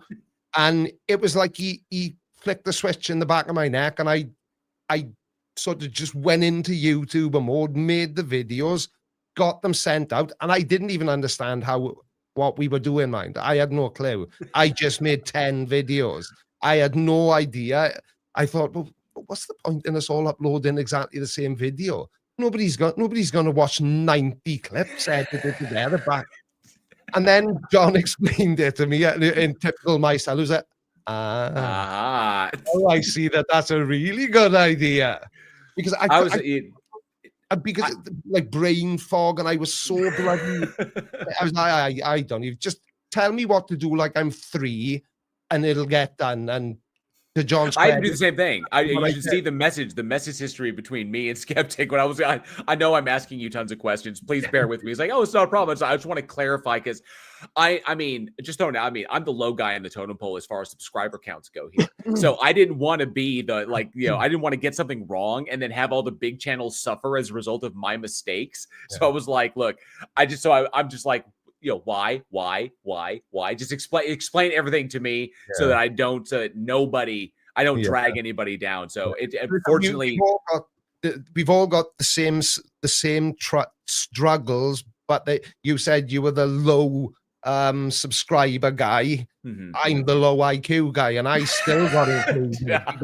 You wouldn't believe, right? I don't consider myself to be a stupid person, but I find it very funny to act like I'm stupid, right? I enjoy learning the information. I think I've even reached out to you a couple of times and said, look, I'm doing a video about I looked it up. This is what it says. Is it right? So I'm up, because somebody said to me right at the beginning of my channel that I'm going to have to be very, very careful doing what I do, because I have to, if this is the standard of right and wrong, I have to make sure I'm kind of just hovering above it, because all the people who are below it that I'm going, ha, you're wrong, they will all fly above me all at the same time and drag me down. So I've always been extra careful that if I've got even a crumb of doubt in the validity or the accuracy of a piece of information, I've built up a team of people. None of them know they're in my team, but I've got a team of people. And if I've got a question about something, and you know what I mean, sometimes when you look something up and one article will say one thing and one will say another thing, then you find a physics paper, and I sit there and start reading it, and it's like, yeah, this may as well be in Chinese. I know that feeling. More palatable version. And that's what I like about Forrest. See, Forrest explains really complicated stuff in such an easy way to understand. But I've always had that fear, and that's why I just kind of lean into, oh yeah, there's a little gang of us debunkers. Yeah, I'm the stupid one. You know, it's no, you're not. You're not. And I do the same thing. I collect PhDs. I collect PhDs because I have a collection of PhDs myself. PhDs that I go to clarify crap that I'm not grasping in the moment. So like I'll message them and be like, hey, can you break something down for me? And so PhDs in biology, PhDs in evolutionary biology, PhDs in physics, like theoretical physics, geophysics. And so I'll message and be like, hey, I just ran into this thing. Can you break this down for me? Because my gut says it doesn't make sense, but I want to make sure I'm not wrong. And so it takes a village. You know, it really does. It does. I've got a guy, and he's very old. He's probably nodded off now. Brian Pop Robson. I'm not sure if he. Just to give you an idea of how old he is, JL, his wife has to iron him before he leaves the house in the morning. He's that old, but he's my moon landing guy. Nice. I tell you what, right? Brian, he went to the moon. He was on that first mission. He just didn't make it into any of the photos. You know, he never talked about it. I can't imagine how he could know any more about the moon landing unless he was actually there with them. He's brilliant. But I've got a few people like that I've got confidence in, because I get told I'm wrong about something in every video. It's usually something completely irrelevant. Like I was talking to the guys earlier on, somebody said, I don't know what's getting more ridiculous, Creaky, the way you dress or the people you talk about. And it's like, mate, I wear two different things. I wear a black t-shirt, and sometimes if I'm feeling adventurous, I'll wear a white t-shirt. It was as if I had a fucking Austin Powers frilly cravat on, and it was like, what the hell? But it's like, those are the sorts of people say, oh, you should make some, like Simon Dan does, or Simon Dan, as my wife calls him. Like Dan does his mean comments videos. People always, oh, Creaky, you should do mean comments. I can't. I don't get any. Like hardly any at all. And the only ones I get are, Baldy, oh, you're old. Oh, I can't listen to the Welsh accent. As soon as I hear it, I think stupid. It's, all right. Sorry, hard. You know, I didn't make this particular video specifically for you. 926834129_6. And it's honestly, and the comments I get like that is like, Jesus, I shit a new cornflakes this morning, did I? Or run your cat over when I was reversing out of the driveway. It's bonkers it is, man. Bonkers it is. Oh, but, it's too much up in there. I had the mental image of you dressed as Austin Powers with the blue with the cravat, and just I could just see with those, and you have the glasses. And for you, right? I dressed up as Austin Powers once. I won't say why. The photos are suitable for all.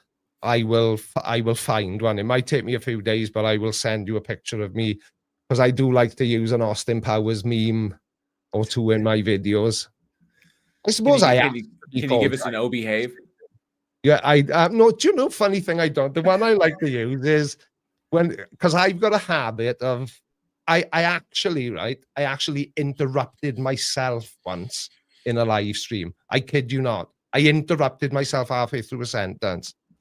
But I've got a habit of double word in it. It is the only, and whenever I do that, I did it in Friday's video, and I'll play the clip. I can't remember. I think it's from Goldmember, where he's at the roulette wheel and he says, "Allow myself to introduce myself."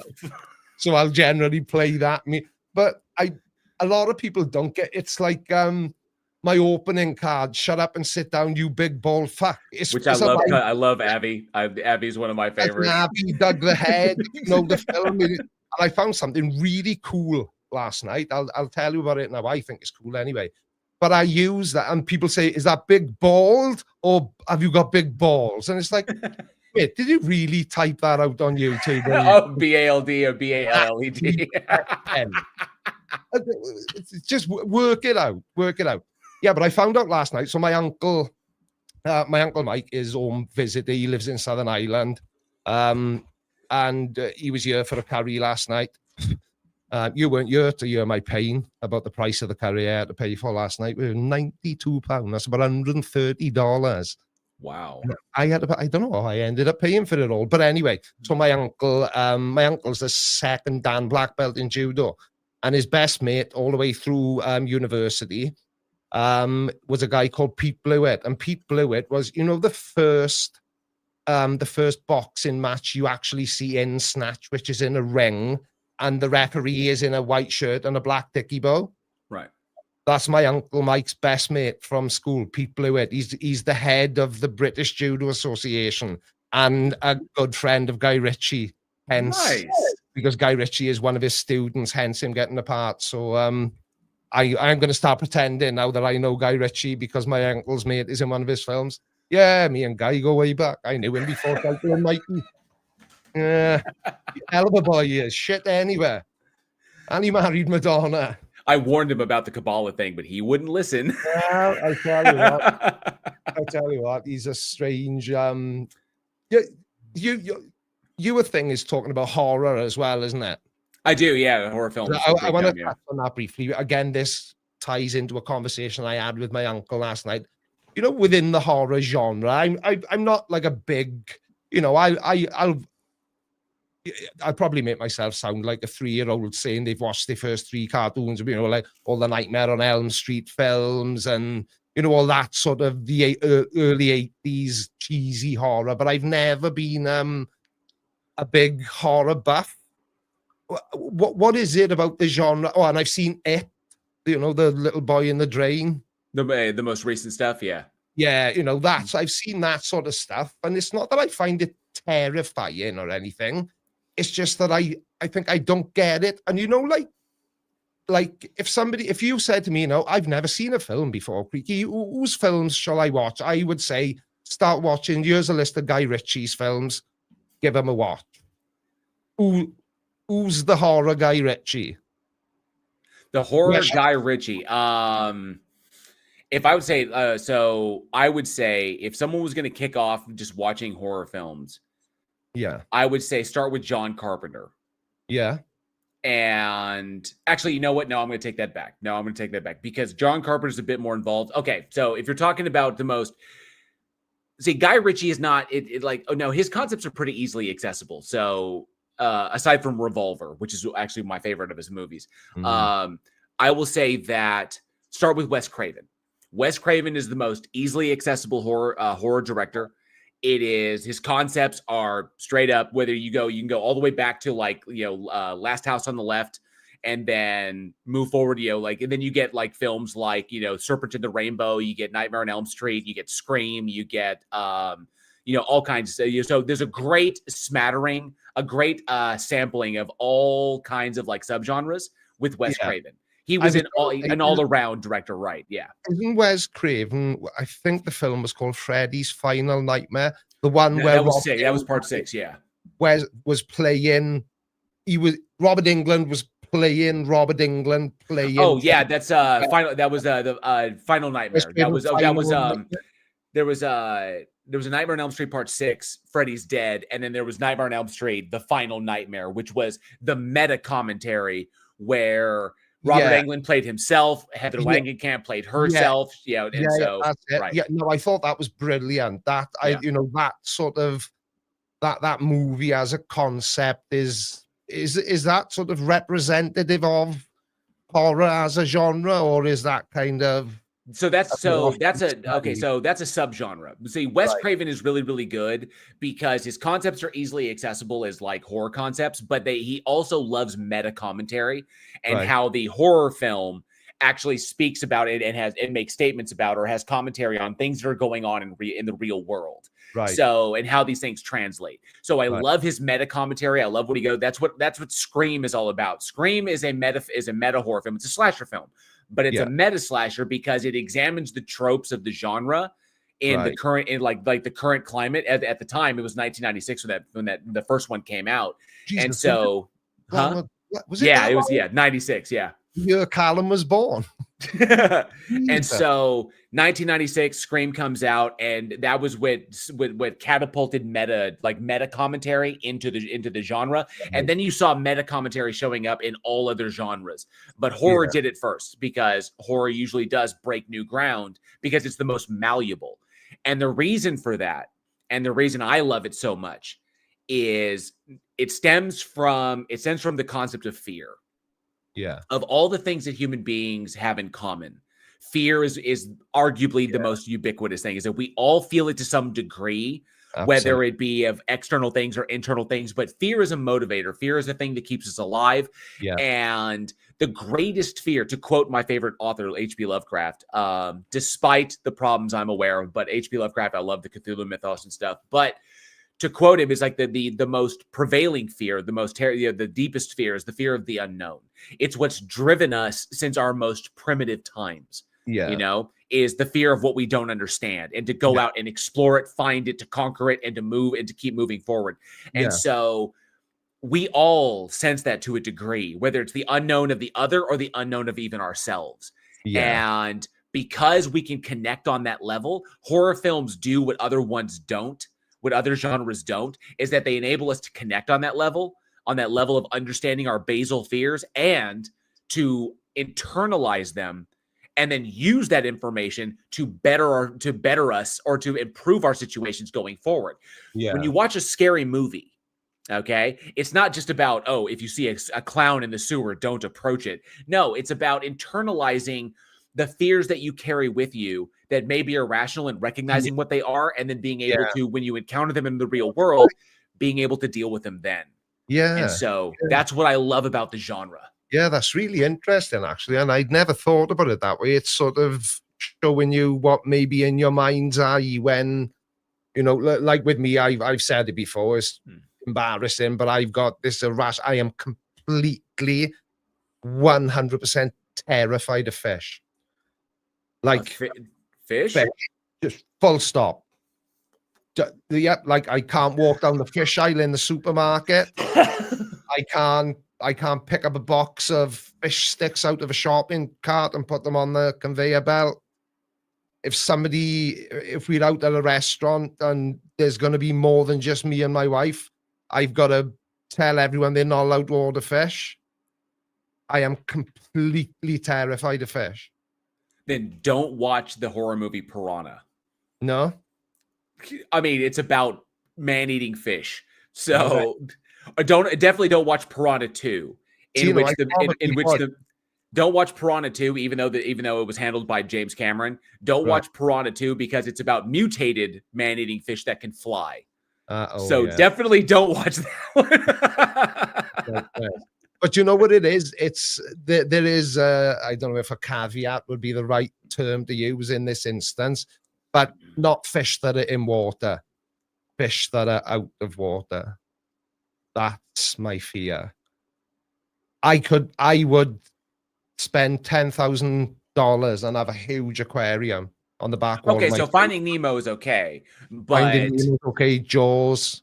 Oh, because that shark is in the water. Okay. Documentaries, but if it's a fishing show, I know you can't see it, but I literally just had chills. So fish, like quite severe chills as well. The nips came out and everything. It terrified me. So fish out of water.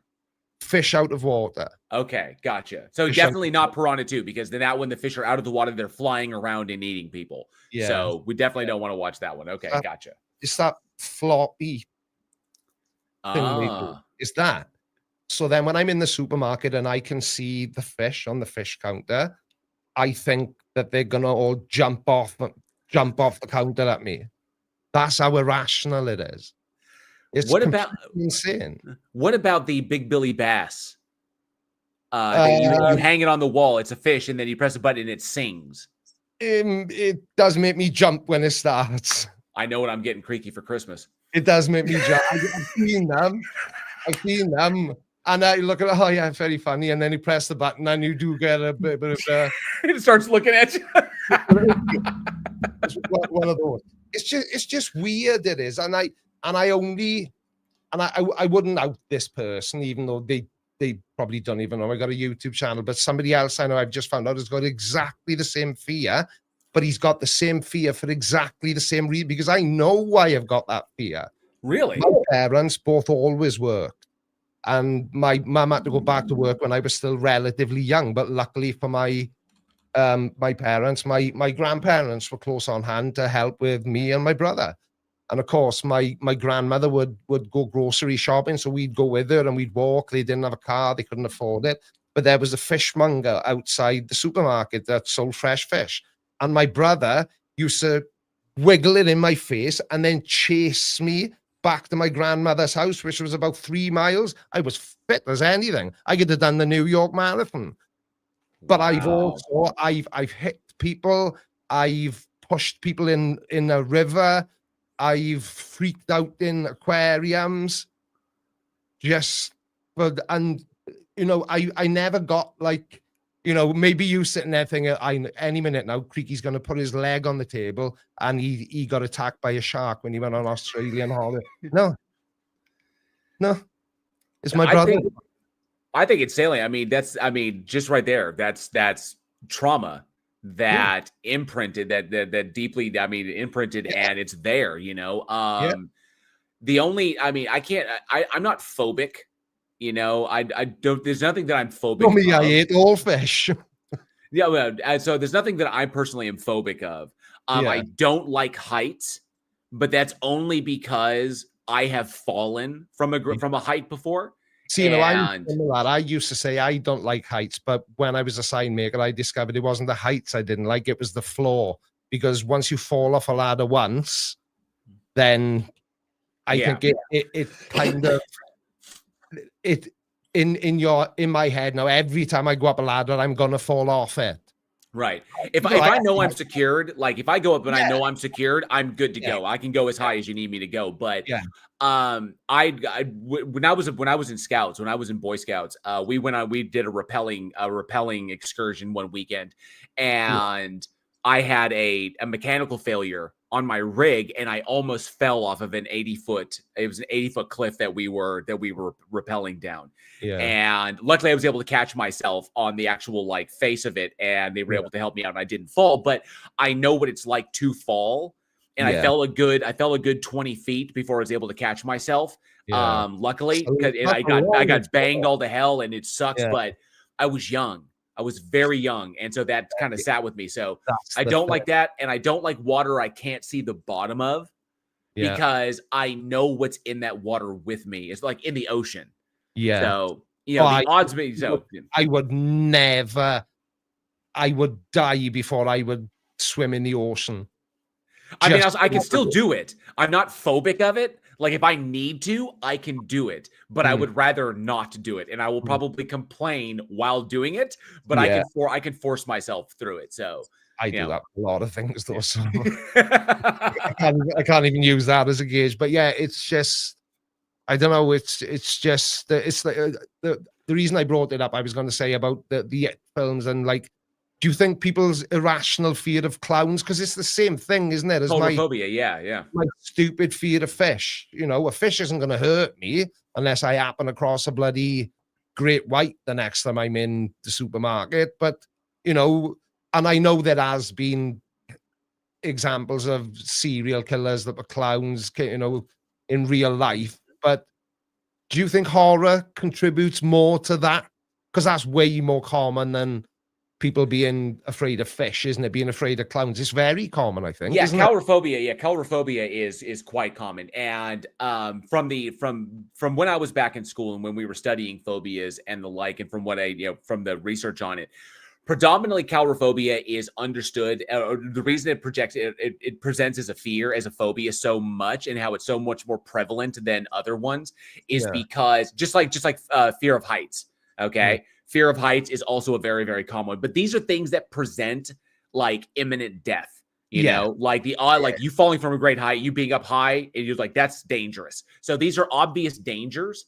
And clowns, because of how they present themselves to us, because of the makeup and how they act, they are human, but they're not acting in a human way that is easily recognizable. So because they are smiling at you, but the smile is painted and it's obviously fake, it's hard to see it's hard to read what the person is really doing. And we rely upon those micro expressions and reading other people's faces to determine what the threat level is. Something coming at you, like, like this, and it's all like fake and painted up like this.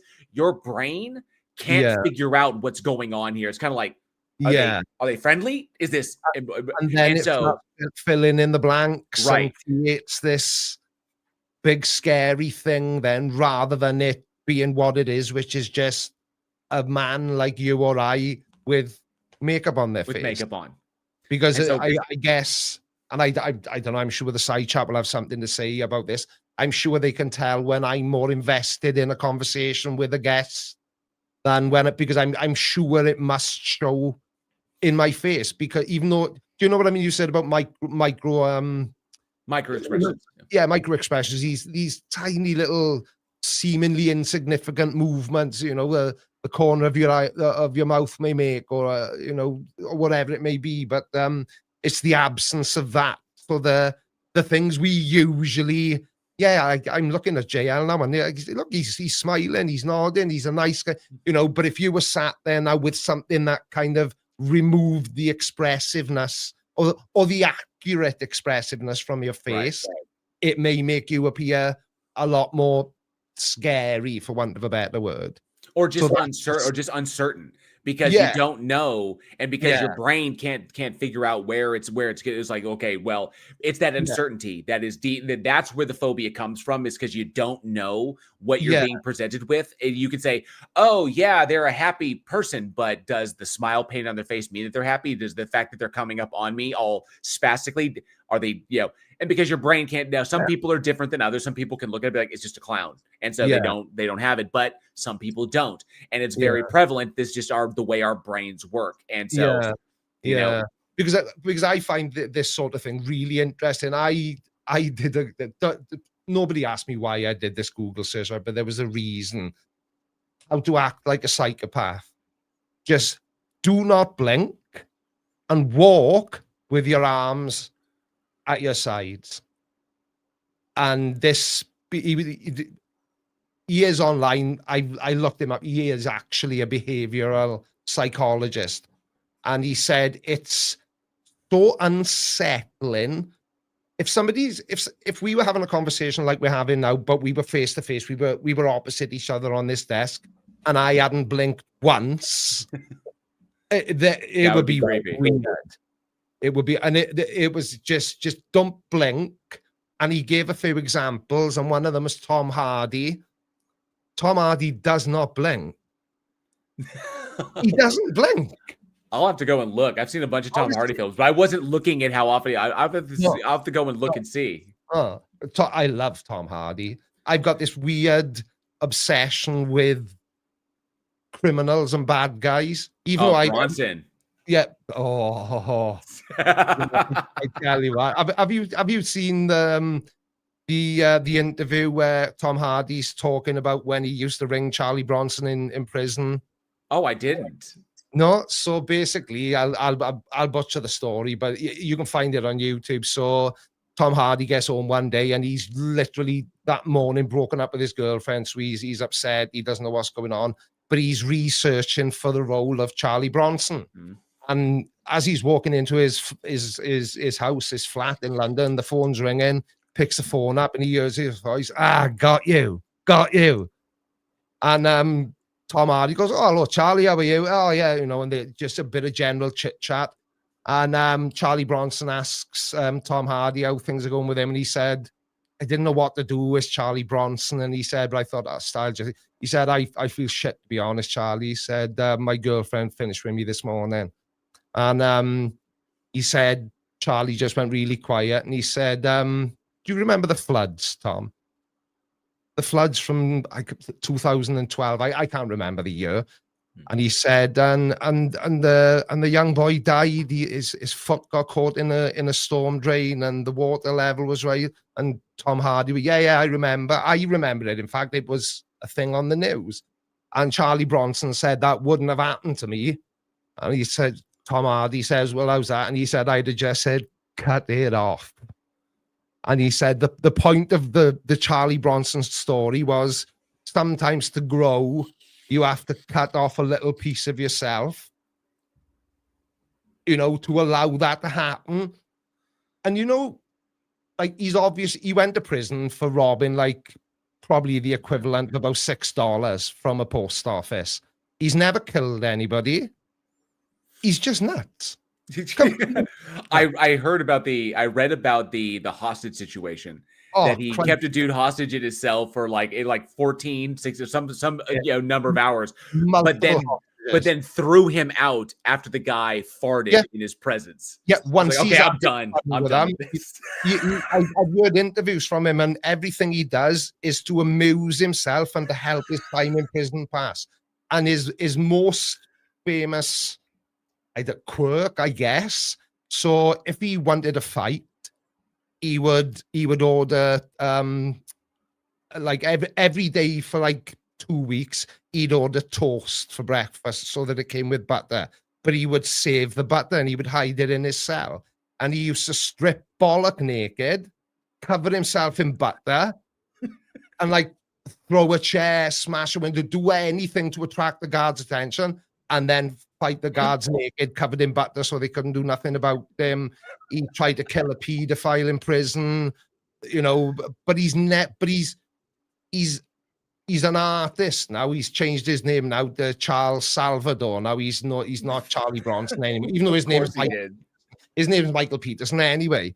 But he's very philanthropic now. You've seen the movie, obviously, the Bronson movie. His paintings, they sell for bloody tens of thousands of pounds, and he just gives all the money away. He just gives it to like children's charities and for young homeless kids in London who've got an interest in, I don't know, painting or ceramics, but they say he'll probably never come out of prison. Because even though he's nearly as old as Brian Pop Robson, there he is, he's back. His wife must have finished ironing him. Look, he's been let out for the night. I think he's just become so dangerous in his unpredictability. I don't think he'll ever see the light of day. He's the longest serving prisoner in the UK, I believe, for such a minor crime. Wow. It's bonkers, it is. Absolutely bonkers. But yeah, I'm definitely going to have a look at some Wes Craven stuff, because I'm always looking for new sort of, I like sort of like either Star Wars, because Star Trek is shit, or I like Marvel because DC is shit. Okay, we're on the same page there. Right? I gotta push back on this Trek thing though, because I've never got Star Trek. I've never got Star Trek at all. I don't know what it is. The Orville, which is basically taking the piss out of Star Trek. Brilliant. It was, but it also made some very, very salient points that I think, because it covered. I love the Orville because not only does it poke fun at Star Trek and some of the concepts, but it also addresses where those concepts go wrong. Yeah. And it also addresses how it doesn't just ignore conflicts as like Star Trek tries to do, is like, there's going, and how we deal with these things in the future, which I really, really loved. So, and where Orville started was a funny parody show. Yeah. Where it went, I thought was profoundly salient Didn't it and become, really important. So didn't it become something very different? I think, are there 3 seasons or there's was 3 it? seasons currently, yeah. I thought, yeah. But didn't it get it was very different by the time it got to season 3. Oh yeah, by season Well, 3 it was- it was serious. It was like and there was some dark. There's some dark. They just alleviated the darkness with McFarlane's regular funny commentary with his humor speech, but it went to some serious places that asked some major questions. Which I thought was good. Star Trek, it depends upon where you start. If you start with TOS, you may have some problems with like the James Kirk, Spock, Bones era. TNG is really solid, but you got to get past the first 2 seasons. The first 2 seasons, the cast didn't really know what they were doing. And so they was kind of feeling out the characters. It wasn't until season 3 that they really got a handle on who they were. And then you get to like season 4 and 5, which were just peak TNG. Yeah. You want Star Trek. Yeah. Deep Space Nine. Right. Deep Space Nine is peak Trek. Okay, I don't care what anybody says. Voyager was okay because Voyager brought back a lot of the moral conundrums, because you're talking about when a Starfleet ship is so separated from Starfleet, how much of their idealism really upholds when they're 70,000 light years away from home. So the question is, that was interesting, but Deep Space Nine was great because it addresses not only it predominantly addresses the systematic failures of trying to build and maintain a utopian society in the face of other civilizations that don't agree with you, and the pros and cons of a utopian society versus a militaristic society versus a tribalistic society, stuff like that. Versus and I loved how it did that because it took the space station and made it a melting pot for everybody. Right. Yeah. And so instead of a ship going to another planet and encountering one group at a time, you have one place where everybody shows up, and the dynamics were brilliant. Because the thing that another one of my weird little quirks is, if I watched Star Trek now, I would feel like I was betraying George Lucas. Honestly, I swear, I would feel like I was doing something I love both. What if George Lucas finds out I like Star Trek and Star Wars? Who's your favorite Doctor? Are you talking about Doctor Who? Yeah. The last time I watched Doctor Who, Tom Baker was the Doctor. Okay. Baker's good. I think you missed something with the Eccleston run, because the Eccleston run was quite brilliant. I liked Eccleston. I like what he brought to the role.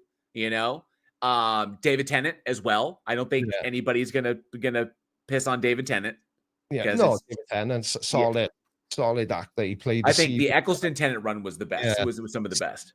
Again, I think I'm just making myself sound more and more weird with every sentence I say. If I want to watch Doctor Who, though, I'm basically stupid Sheldon Cooper. I would want to watch it from season 1, episode 1, because otherwise, what's the point? If I love the Pirates of the Caribbean film, right? There's no say I'm a huge Johnny Depp fan, right? I smell like him and everything. I spent 200 quid on a bottle of Sauvage aftershave, right? I've taken my rings off and everything, right? But I've always got a hat on. Anyway, huge Johnny Depp fanboy. But when there was like this whole Heard versus Depp in court thing, I was devastated. I was like, oh, please don't have it. Don't even have shouted that loudly. Because then I would have been morally obliged to hate somebody I've admired because he hit a woman. But it turns out he didn't, right. All good. But, same with going back to the Doctor Who thing, I'd have to start right from the very beginning. So I'd be watching grainy black and white footage for the next, because it's been on for like 40 years. It's been a long time. Probably older than I am, and I'm 53 in 3 weeks. I think congrats. I think they're up to like 19 doctors or 20. I'm not 100% sure where they're at right now. Yeah. What's his name? Oh, suddenly his name escapes me. David Nutter, has just like ruined it. There's some like I think there was some whatever. It's just like, I think that's who it was, but nonetheless, I don't like the direction that it took in after Matt. And I thought Matt Smith was a good choice, but I don't like the direction that the show went in from that point. And so I'm just kind of like, they're trying to do something to whatever, but I loved it. But like I said, if I want to watch Who, I go back to the Eccleston Tennant era. I loved that stuff. That was just peak. But I'm guessing now that Doctor Who, there's a lot of CG. It's not like, the Daleks and where the aliens look as if they still minimize it. They still minimize it. There's a lot of green screen. There's a lot, but they still do a lot of practical effects. So right. Yeah. I guess I'm wondering how different would it be if I go in the house and sit down and check an episode of Doctor Who on that came out last year or when I don't even know if it's still a thing. If it's still, I know it's still a thing, and everybody generally freaks out and never wants to speak to me again when I say I haven't watched this since Tom Baker was the Doctor. It took me a long time to watch the remake of the Dukes of Hazzard, I got to be honest, because it was the original two actors. But Johnny Knoxville, anybody who breaks their penis trying to backflip a motocross bike, that's my view. How'd you break your knob? I didn't even know it had a mind. You were really excited to do the stunt. Excited. Yeah. I couldn't watch it. And this is one of my little claims, because I'm involved in the industry predominantly. I mean, I did my acting bit. I had my agent and I did stuff like that. I know Jessica Simpson. I went to school with her, and I've known her since I think junior high. So we ran in different circles. I was not a friend. She was not my friend, but we ran in circles that overlapped because I was on the football team. Her, the people that the guys that she dated were like this, but I knew of her. She was one of that clique, like that, whatever. I knew her. I knew of her dad, and I knew whatever like this. But nonetheless, I'm not a fan. When you see what's on the screen, you're like, no. And so I just because a person like that, that's why I can never watch the Dukes of Hazzard remake, despite the fact that I love Johnny Knoxville. I think he's hilarious. I just couldn't do it because I know her is like, she's not Daisy Duke. That's not Daisy Duke.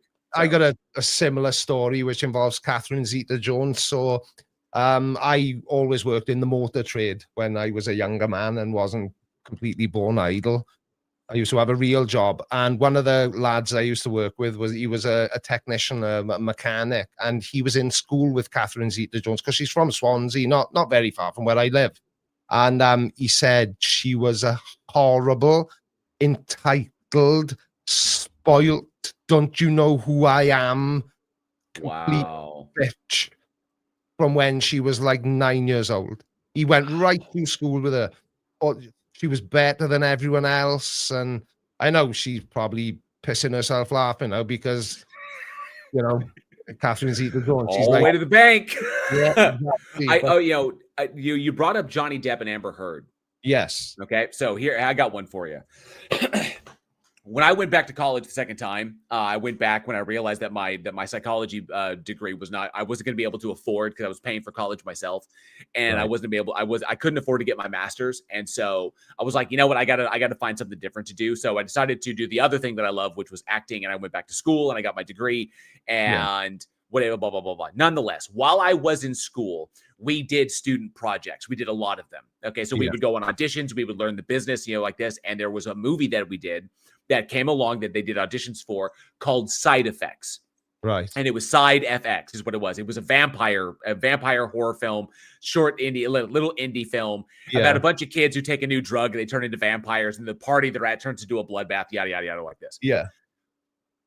So this was 2002. I'm going to think this is like 2002. Right. All right. So I'm in school. I'm doing the thing. I went on the audition. I didn't get a part. I had some friends that did get parts. So, it happens sometimes. But Amber Heard was in that movie. Right. And it was the first film she ever did. Because she's Texas based. And so she was up and coming. She'd done some small stuff. But, but I had friends who were in the same class as me that went to that thing. And they could tell you back in 2002. Yeah. Okay. Back in 2002, Amber Heard was just like you described Catherine Zeta-Jones. Yeah. She was entitled. She was standoffish. Yeah. She didn't want to interact with anybody except for the director. Okay. All just problematic across the board, just like, diva from the jump. Diva. So, that was the word that escaped me. And that was actually one of the words that he used. She kind of, when she was 9, 10, 11, 12 years old, she was behaving as if she was already an A-list Hollywood celebrity. So she kind of, but I suppose some people may see that as something to be admired. She knew what she wanted. She knew what it took to achieve it. And to her credit, whether you like or dislike her, she has achieved everything she said she wanted to achieve when she was a schoolgirl, So, yeah, I put that comment on the screen because it just amused me. Johnny Depp is the first man to win an argument with a woman. yes. I've been trying to win an argument with my wife. I've been married 33 years, just past now. And I've been trying to win an argument with my wife for 33 years, but I don't want to interrupt her. So she'll stop eventually, and then I can say something back. But until that day happens, I think I'm screwed one way or the other. I tell you what, JL, right? I'm not sure if I'm about to shit my pants or pee my pants. So I'm going to call the screen. I'm going to call this one done. But we are definitely. I'm forcing you to do this. We're going to do a movie stream. I'm going to watch some horror stuff on your recommend. Send me 3 horror movies on DM. And done and done. In a month or so, we'll do a movie night. A movie discussion live stream. So do you want to do a react of you watching them, or do you want to watch them and then we'll discuss? I don't want everyone to see me holding a cushion in front of my face. Oh, come on. That would be because that would be awesome to do a live stream, and then we'll watch the movie, and then I've seen it, you haven't, and it'll be your first time. And or you can watch them on your own, and I think that would be fun to watch, but you can watch them on your own and then we can discuss after that. That would be fun too. But I've got a whole host. Yeah. And we can start really easy, really entry-level horror. Because remember, I used to run a horror film podcast. Yeah, I remember. It's literally just it's what I do. Yeah, it's your house, isn't it? So there we are, Friday the 13th. I'm aware there's films called Friday the 13th. And is that Michael Myers? It's Jason Voorhees. See, who's Michael Myers then? He's got a weird. It's the big guy. It's a big guy back there in my plot. See, I tell you what, right? I'm gonna go and I will let you go, but I'm guessing that's a life-size cutout of that character. It's a full size model. It's actually like physical 3D. Yeah. Well, we have a life-size cardboard cutout of Danny DeVito. And the kids' favorite things to do is to put him on the landing so that when I wake at 3 o'clock in the morning for a pee, I get completely terrified by Danny DeVito. Or they'll position him so that if at one of the doors upstairs, if you open the door, there's a mirror on the inside of it that kind of catches your peripheral vision. I tell you what, you wake up at 6 o'clock, or open your wardrobe and see Danny DeVito over your right shoulder. Yeah, that'll scare you more than any horror film you've ever watched. He's evil. Brilliant. Yeah, we'll definitely do this again, JL. Thank you for agreeing to jump on at such short notice as well. I am a little bit gutted Emma couldn't make it, but perhaps I have chatted to Emma like this before, and it was great fun. I'm sure she's probably just got more important things to do than speak to me, and I can't say I'm sure she's busy. These massive channels that deign to come down and speak with us commoners. I know. I'm at that. What am I talking about? I'm the commoner. You're like, you dwarf me. Now where I no longer know if I'm a big channel or a small channel. I don't know. I'm in this like weird middle ground now, because if I say, oh yeah, I'm quite a big channel on YouTube, and then somebody looks and goes, 100,000, shut up, you tit. That's tiny. I got 17.9 million. Oh, sorry. So I don't know. Am I a big channel or a little channel? Or should I just be grateful that I got a channel at all and call it a day? See, that's where I'm at. I'm just happy to be here. You know, I'm just happy to be a part of things. Yeah, exactly. I'm happy to be included. Yeah, and I still sometimes sit and think, geez, people actually, this is paying for my groceries and my mortgage and do you know what I mean? But then other times I'm like, I hate everyone who watches me. They're all stupid. Why are there people daring to be having a conversation in my Discord server right now while I'm live? How dare they? And now that I've made myself sound exactly like Catherine Zeta-Jones, I'm going to do everybody who was super chatted. Don't disappear, JL. I'll get rid of the rabble, and then we will quickly speak before I let you go. Thank you to everybody who's watched. I hope I do this right, because Callum usually clicks the end button.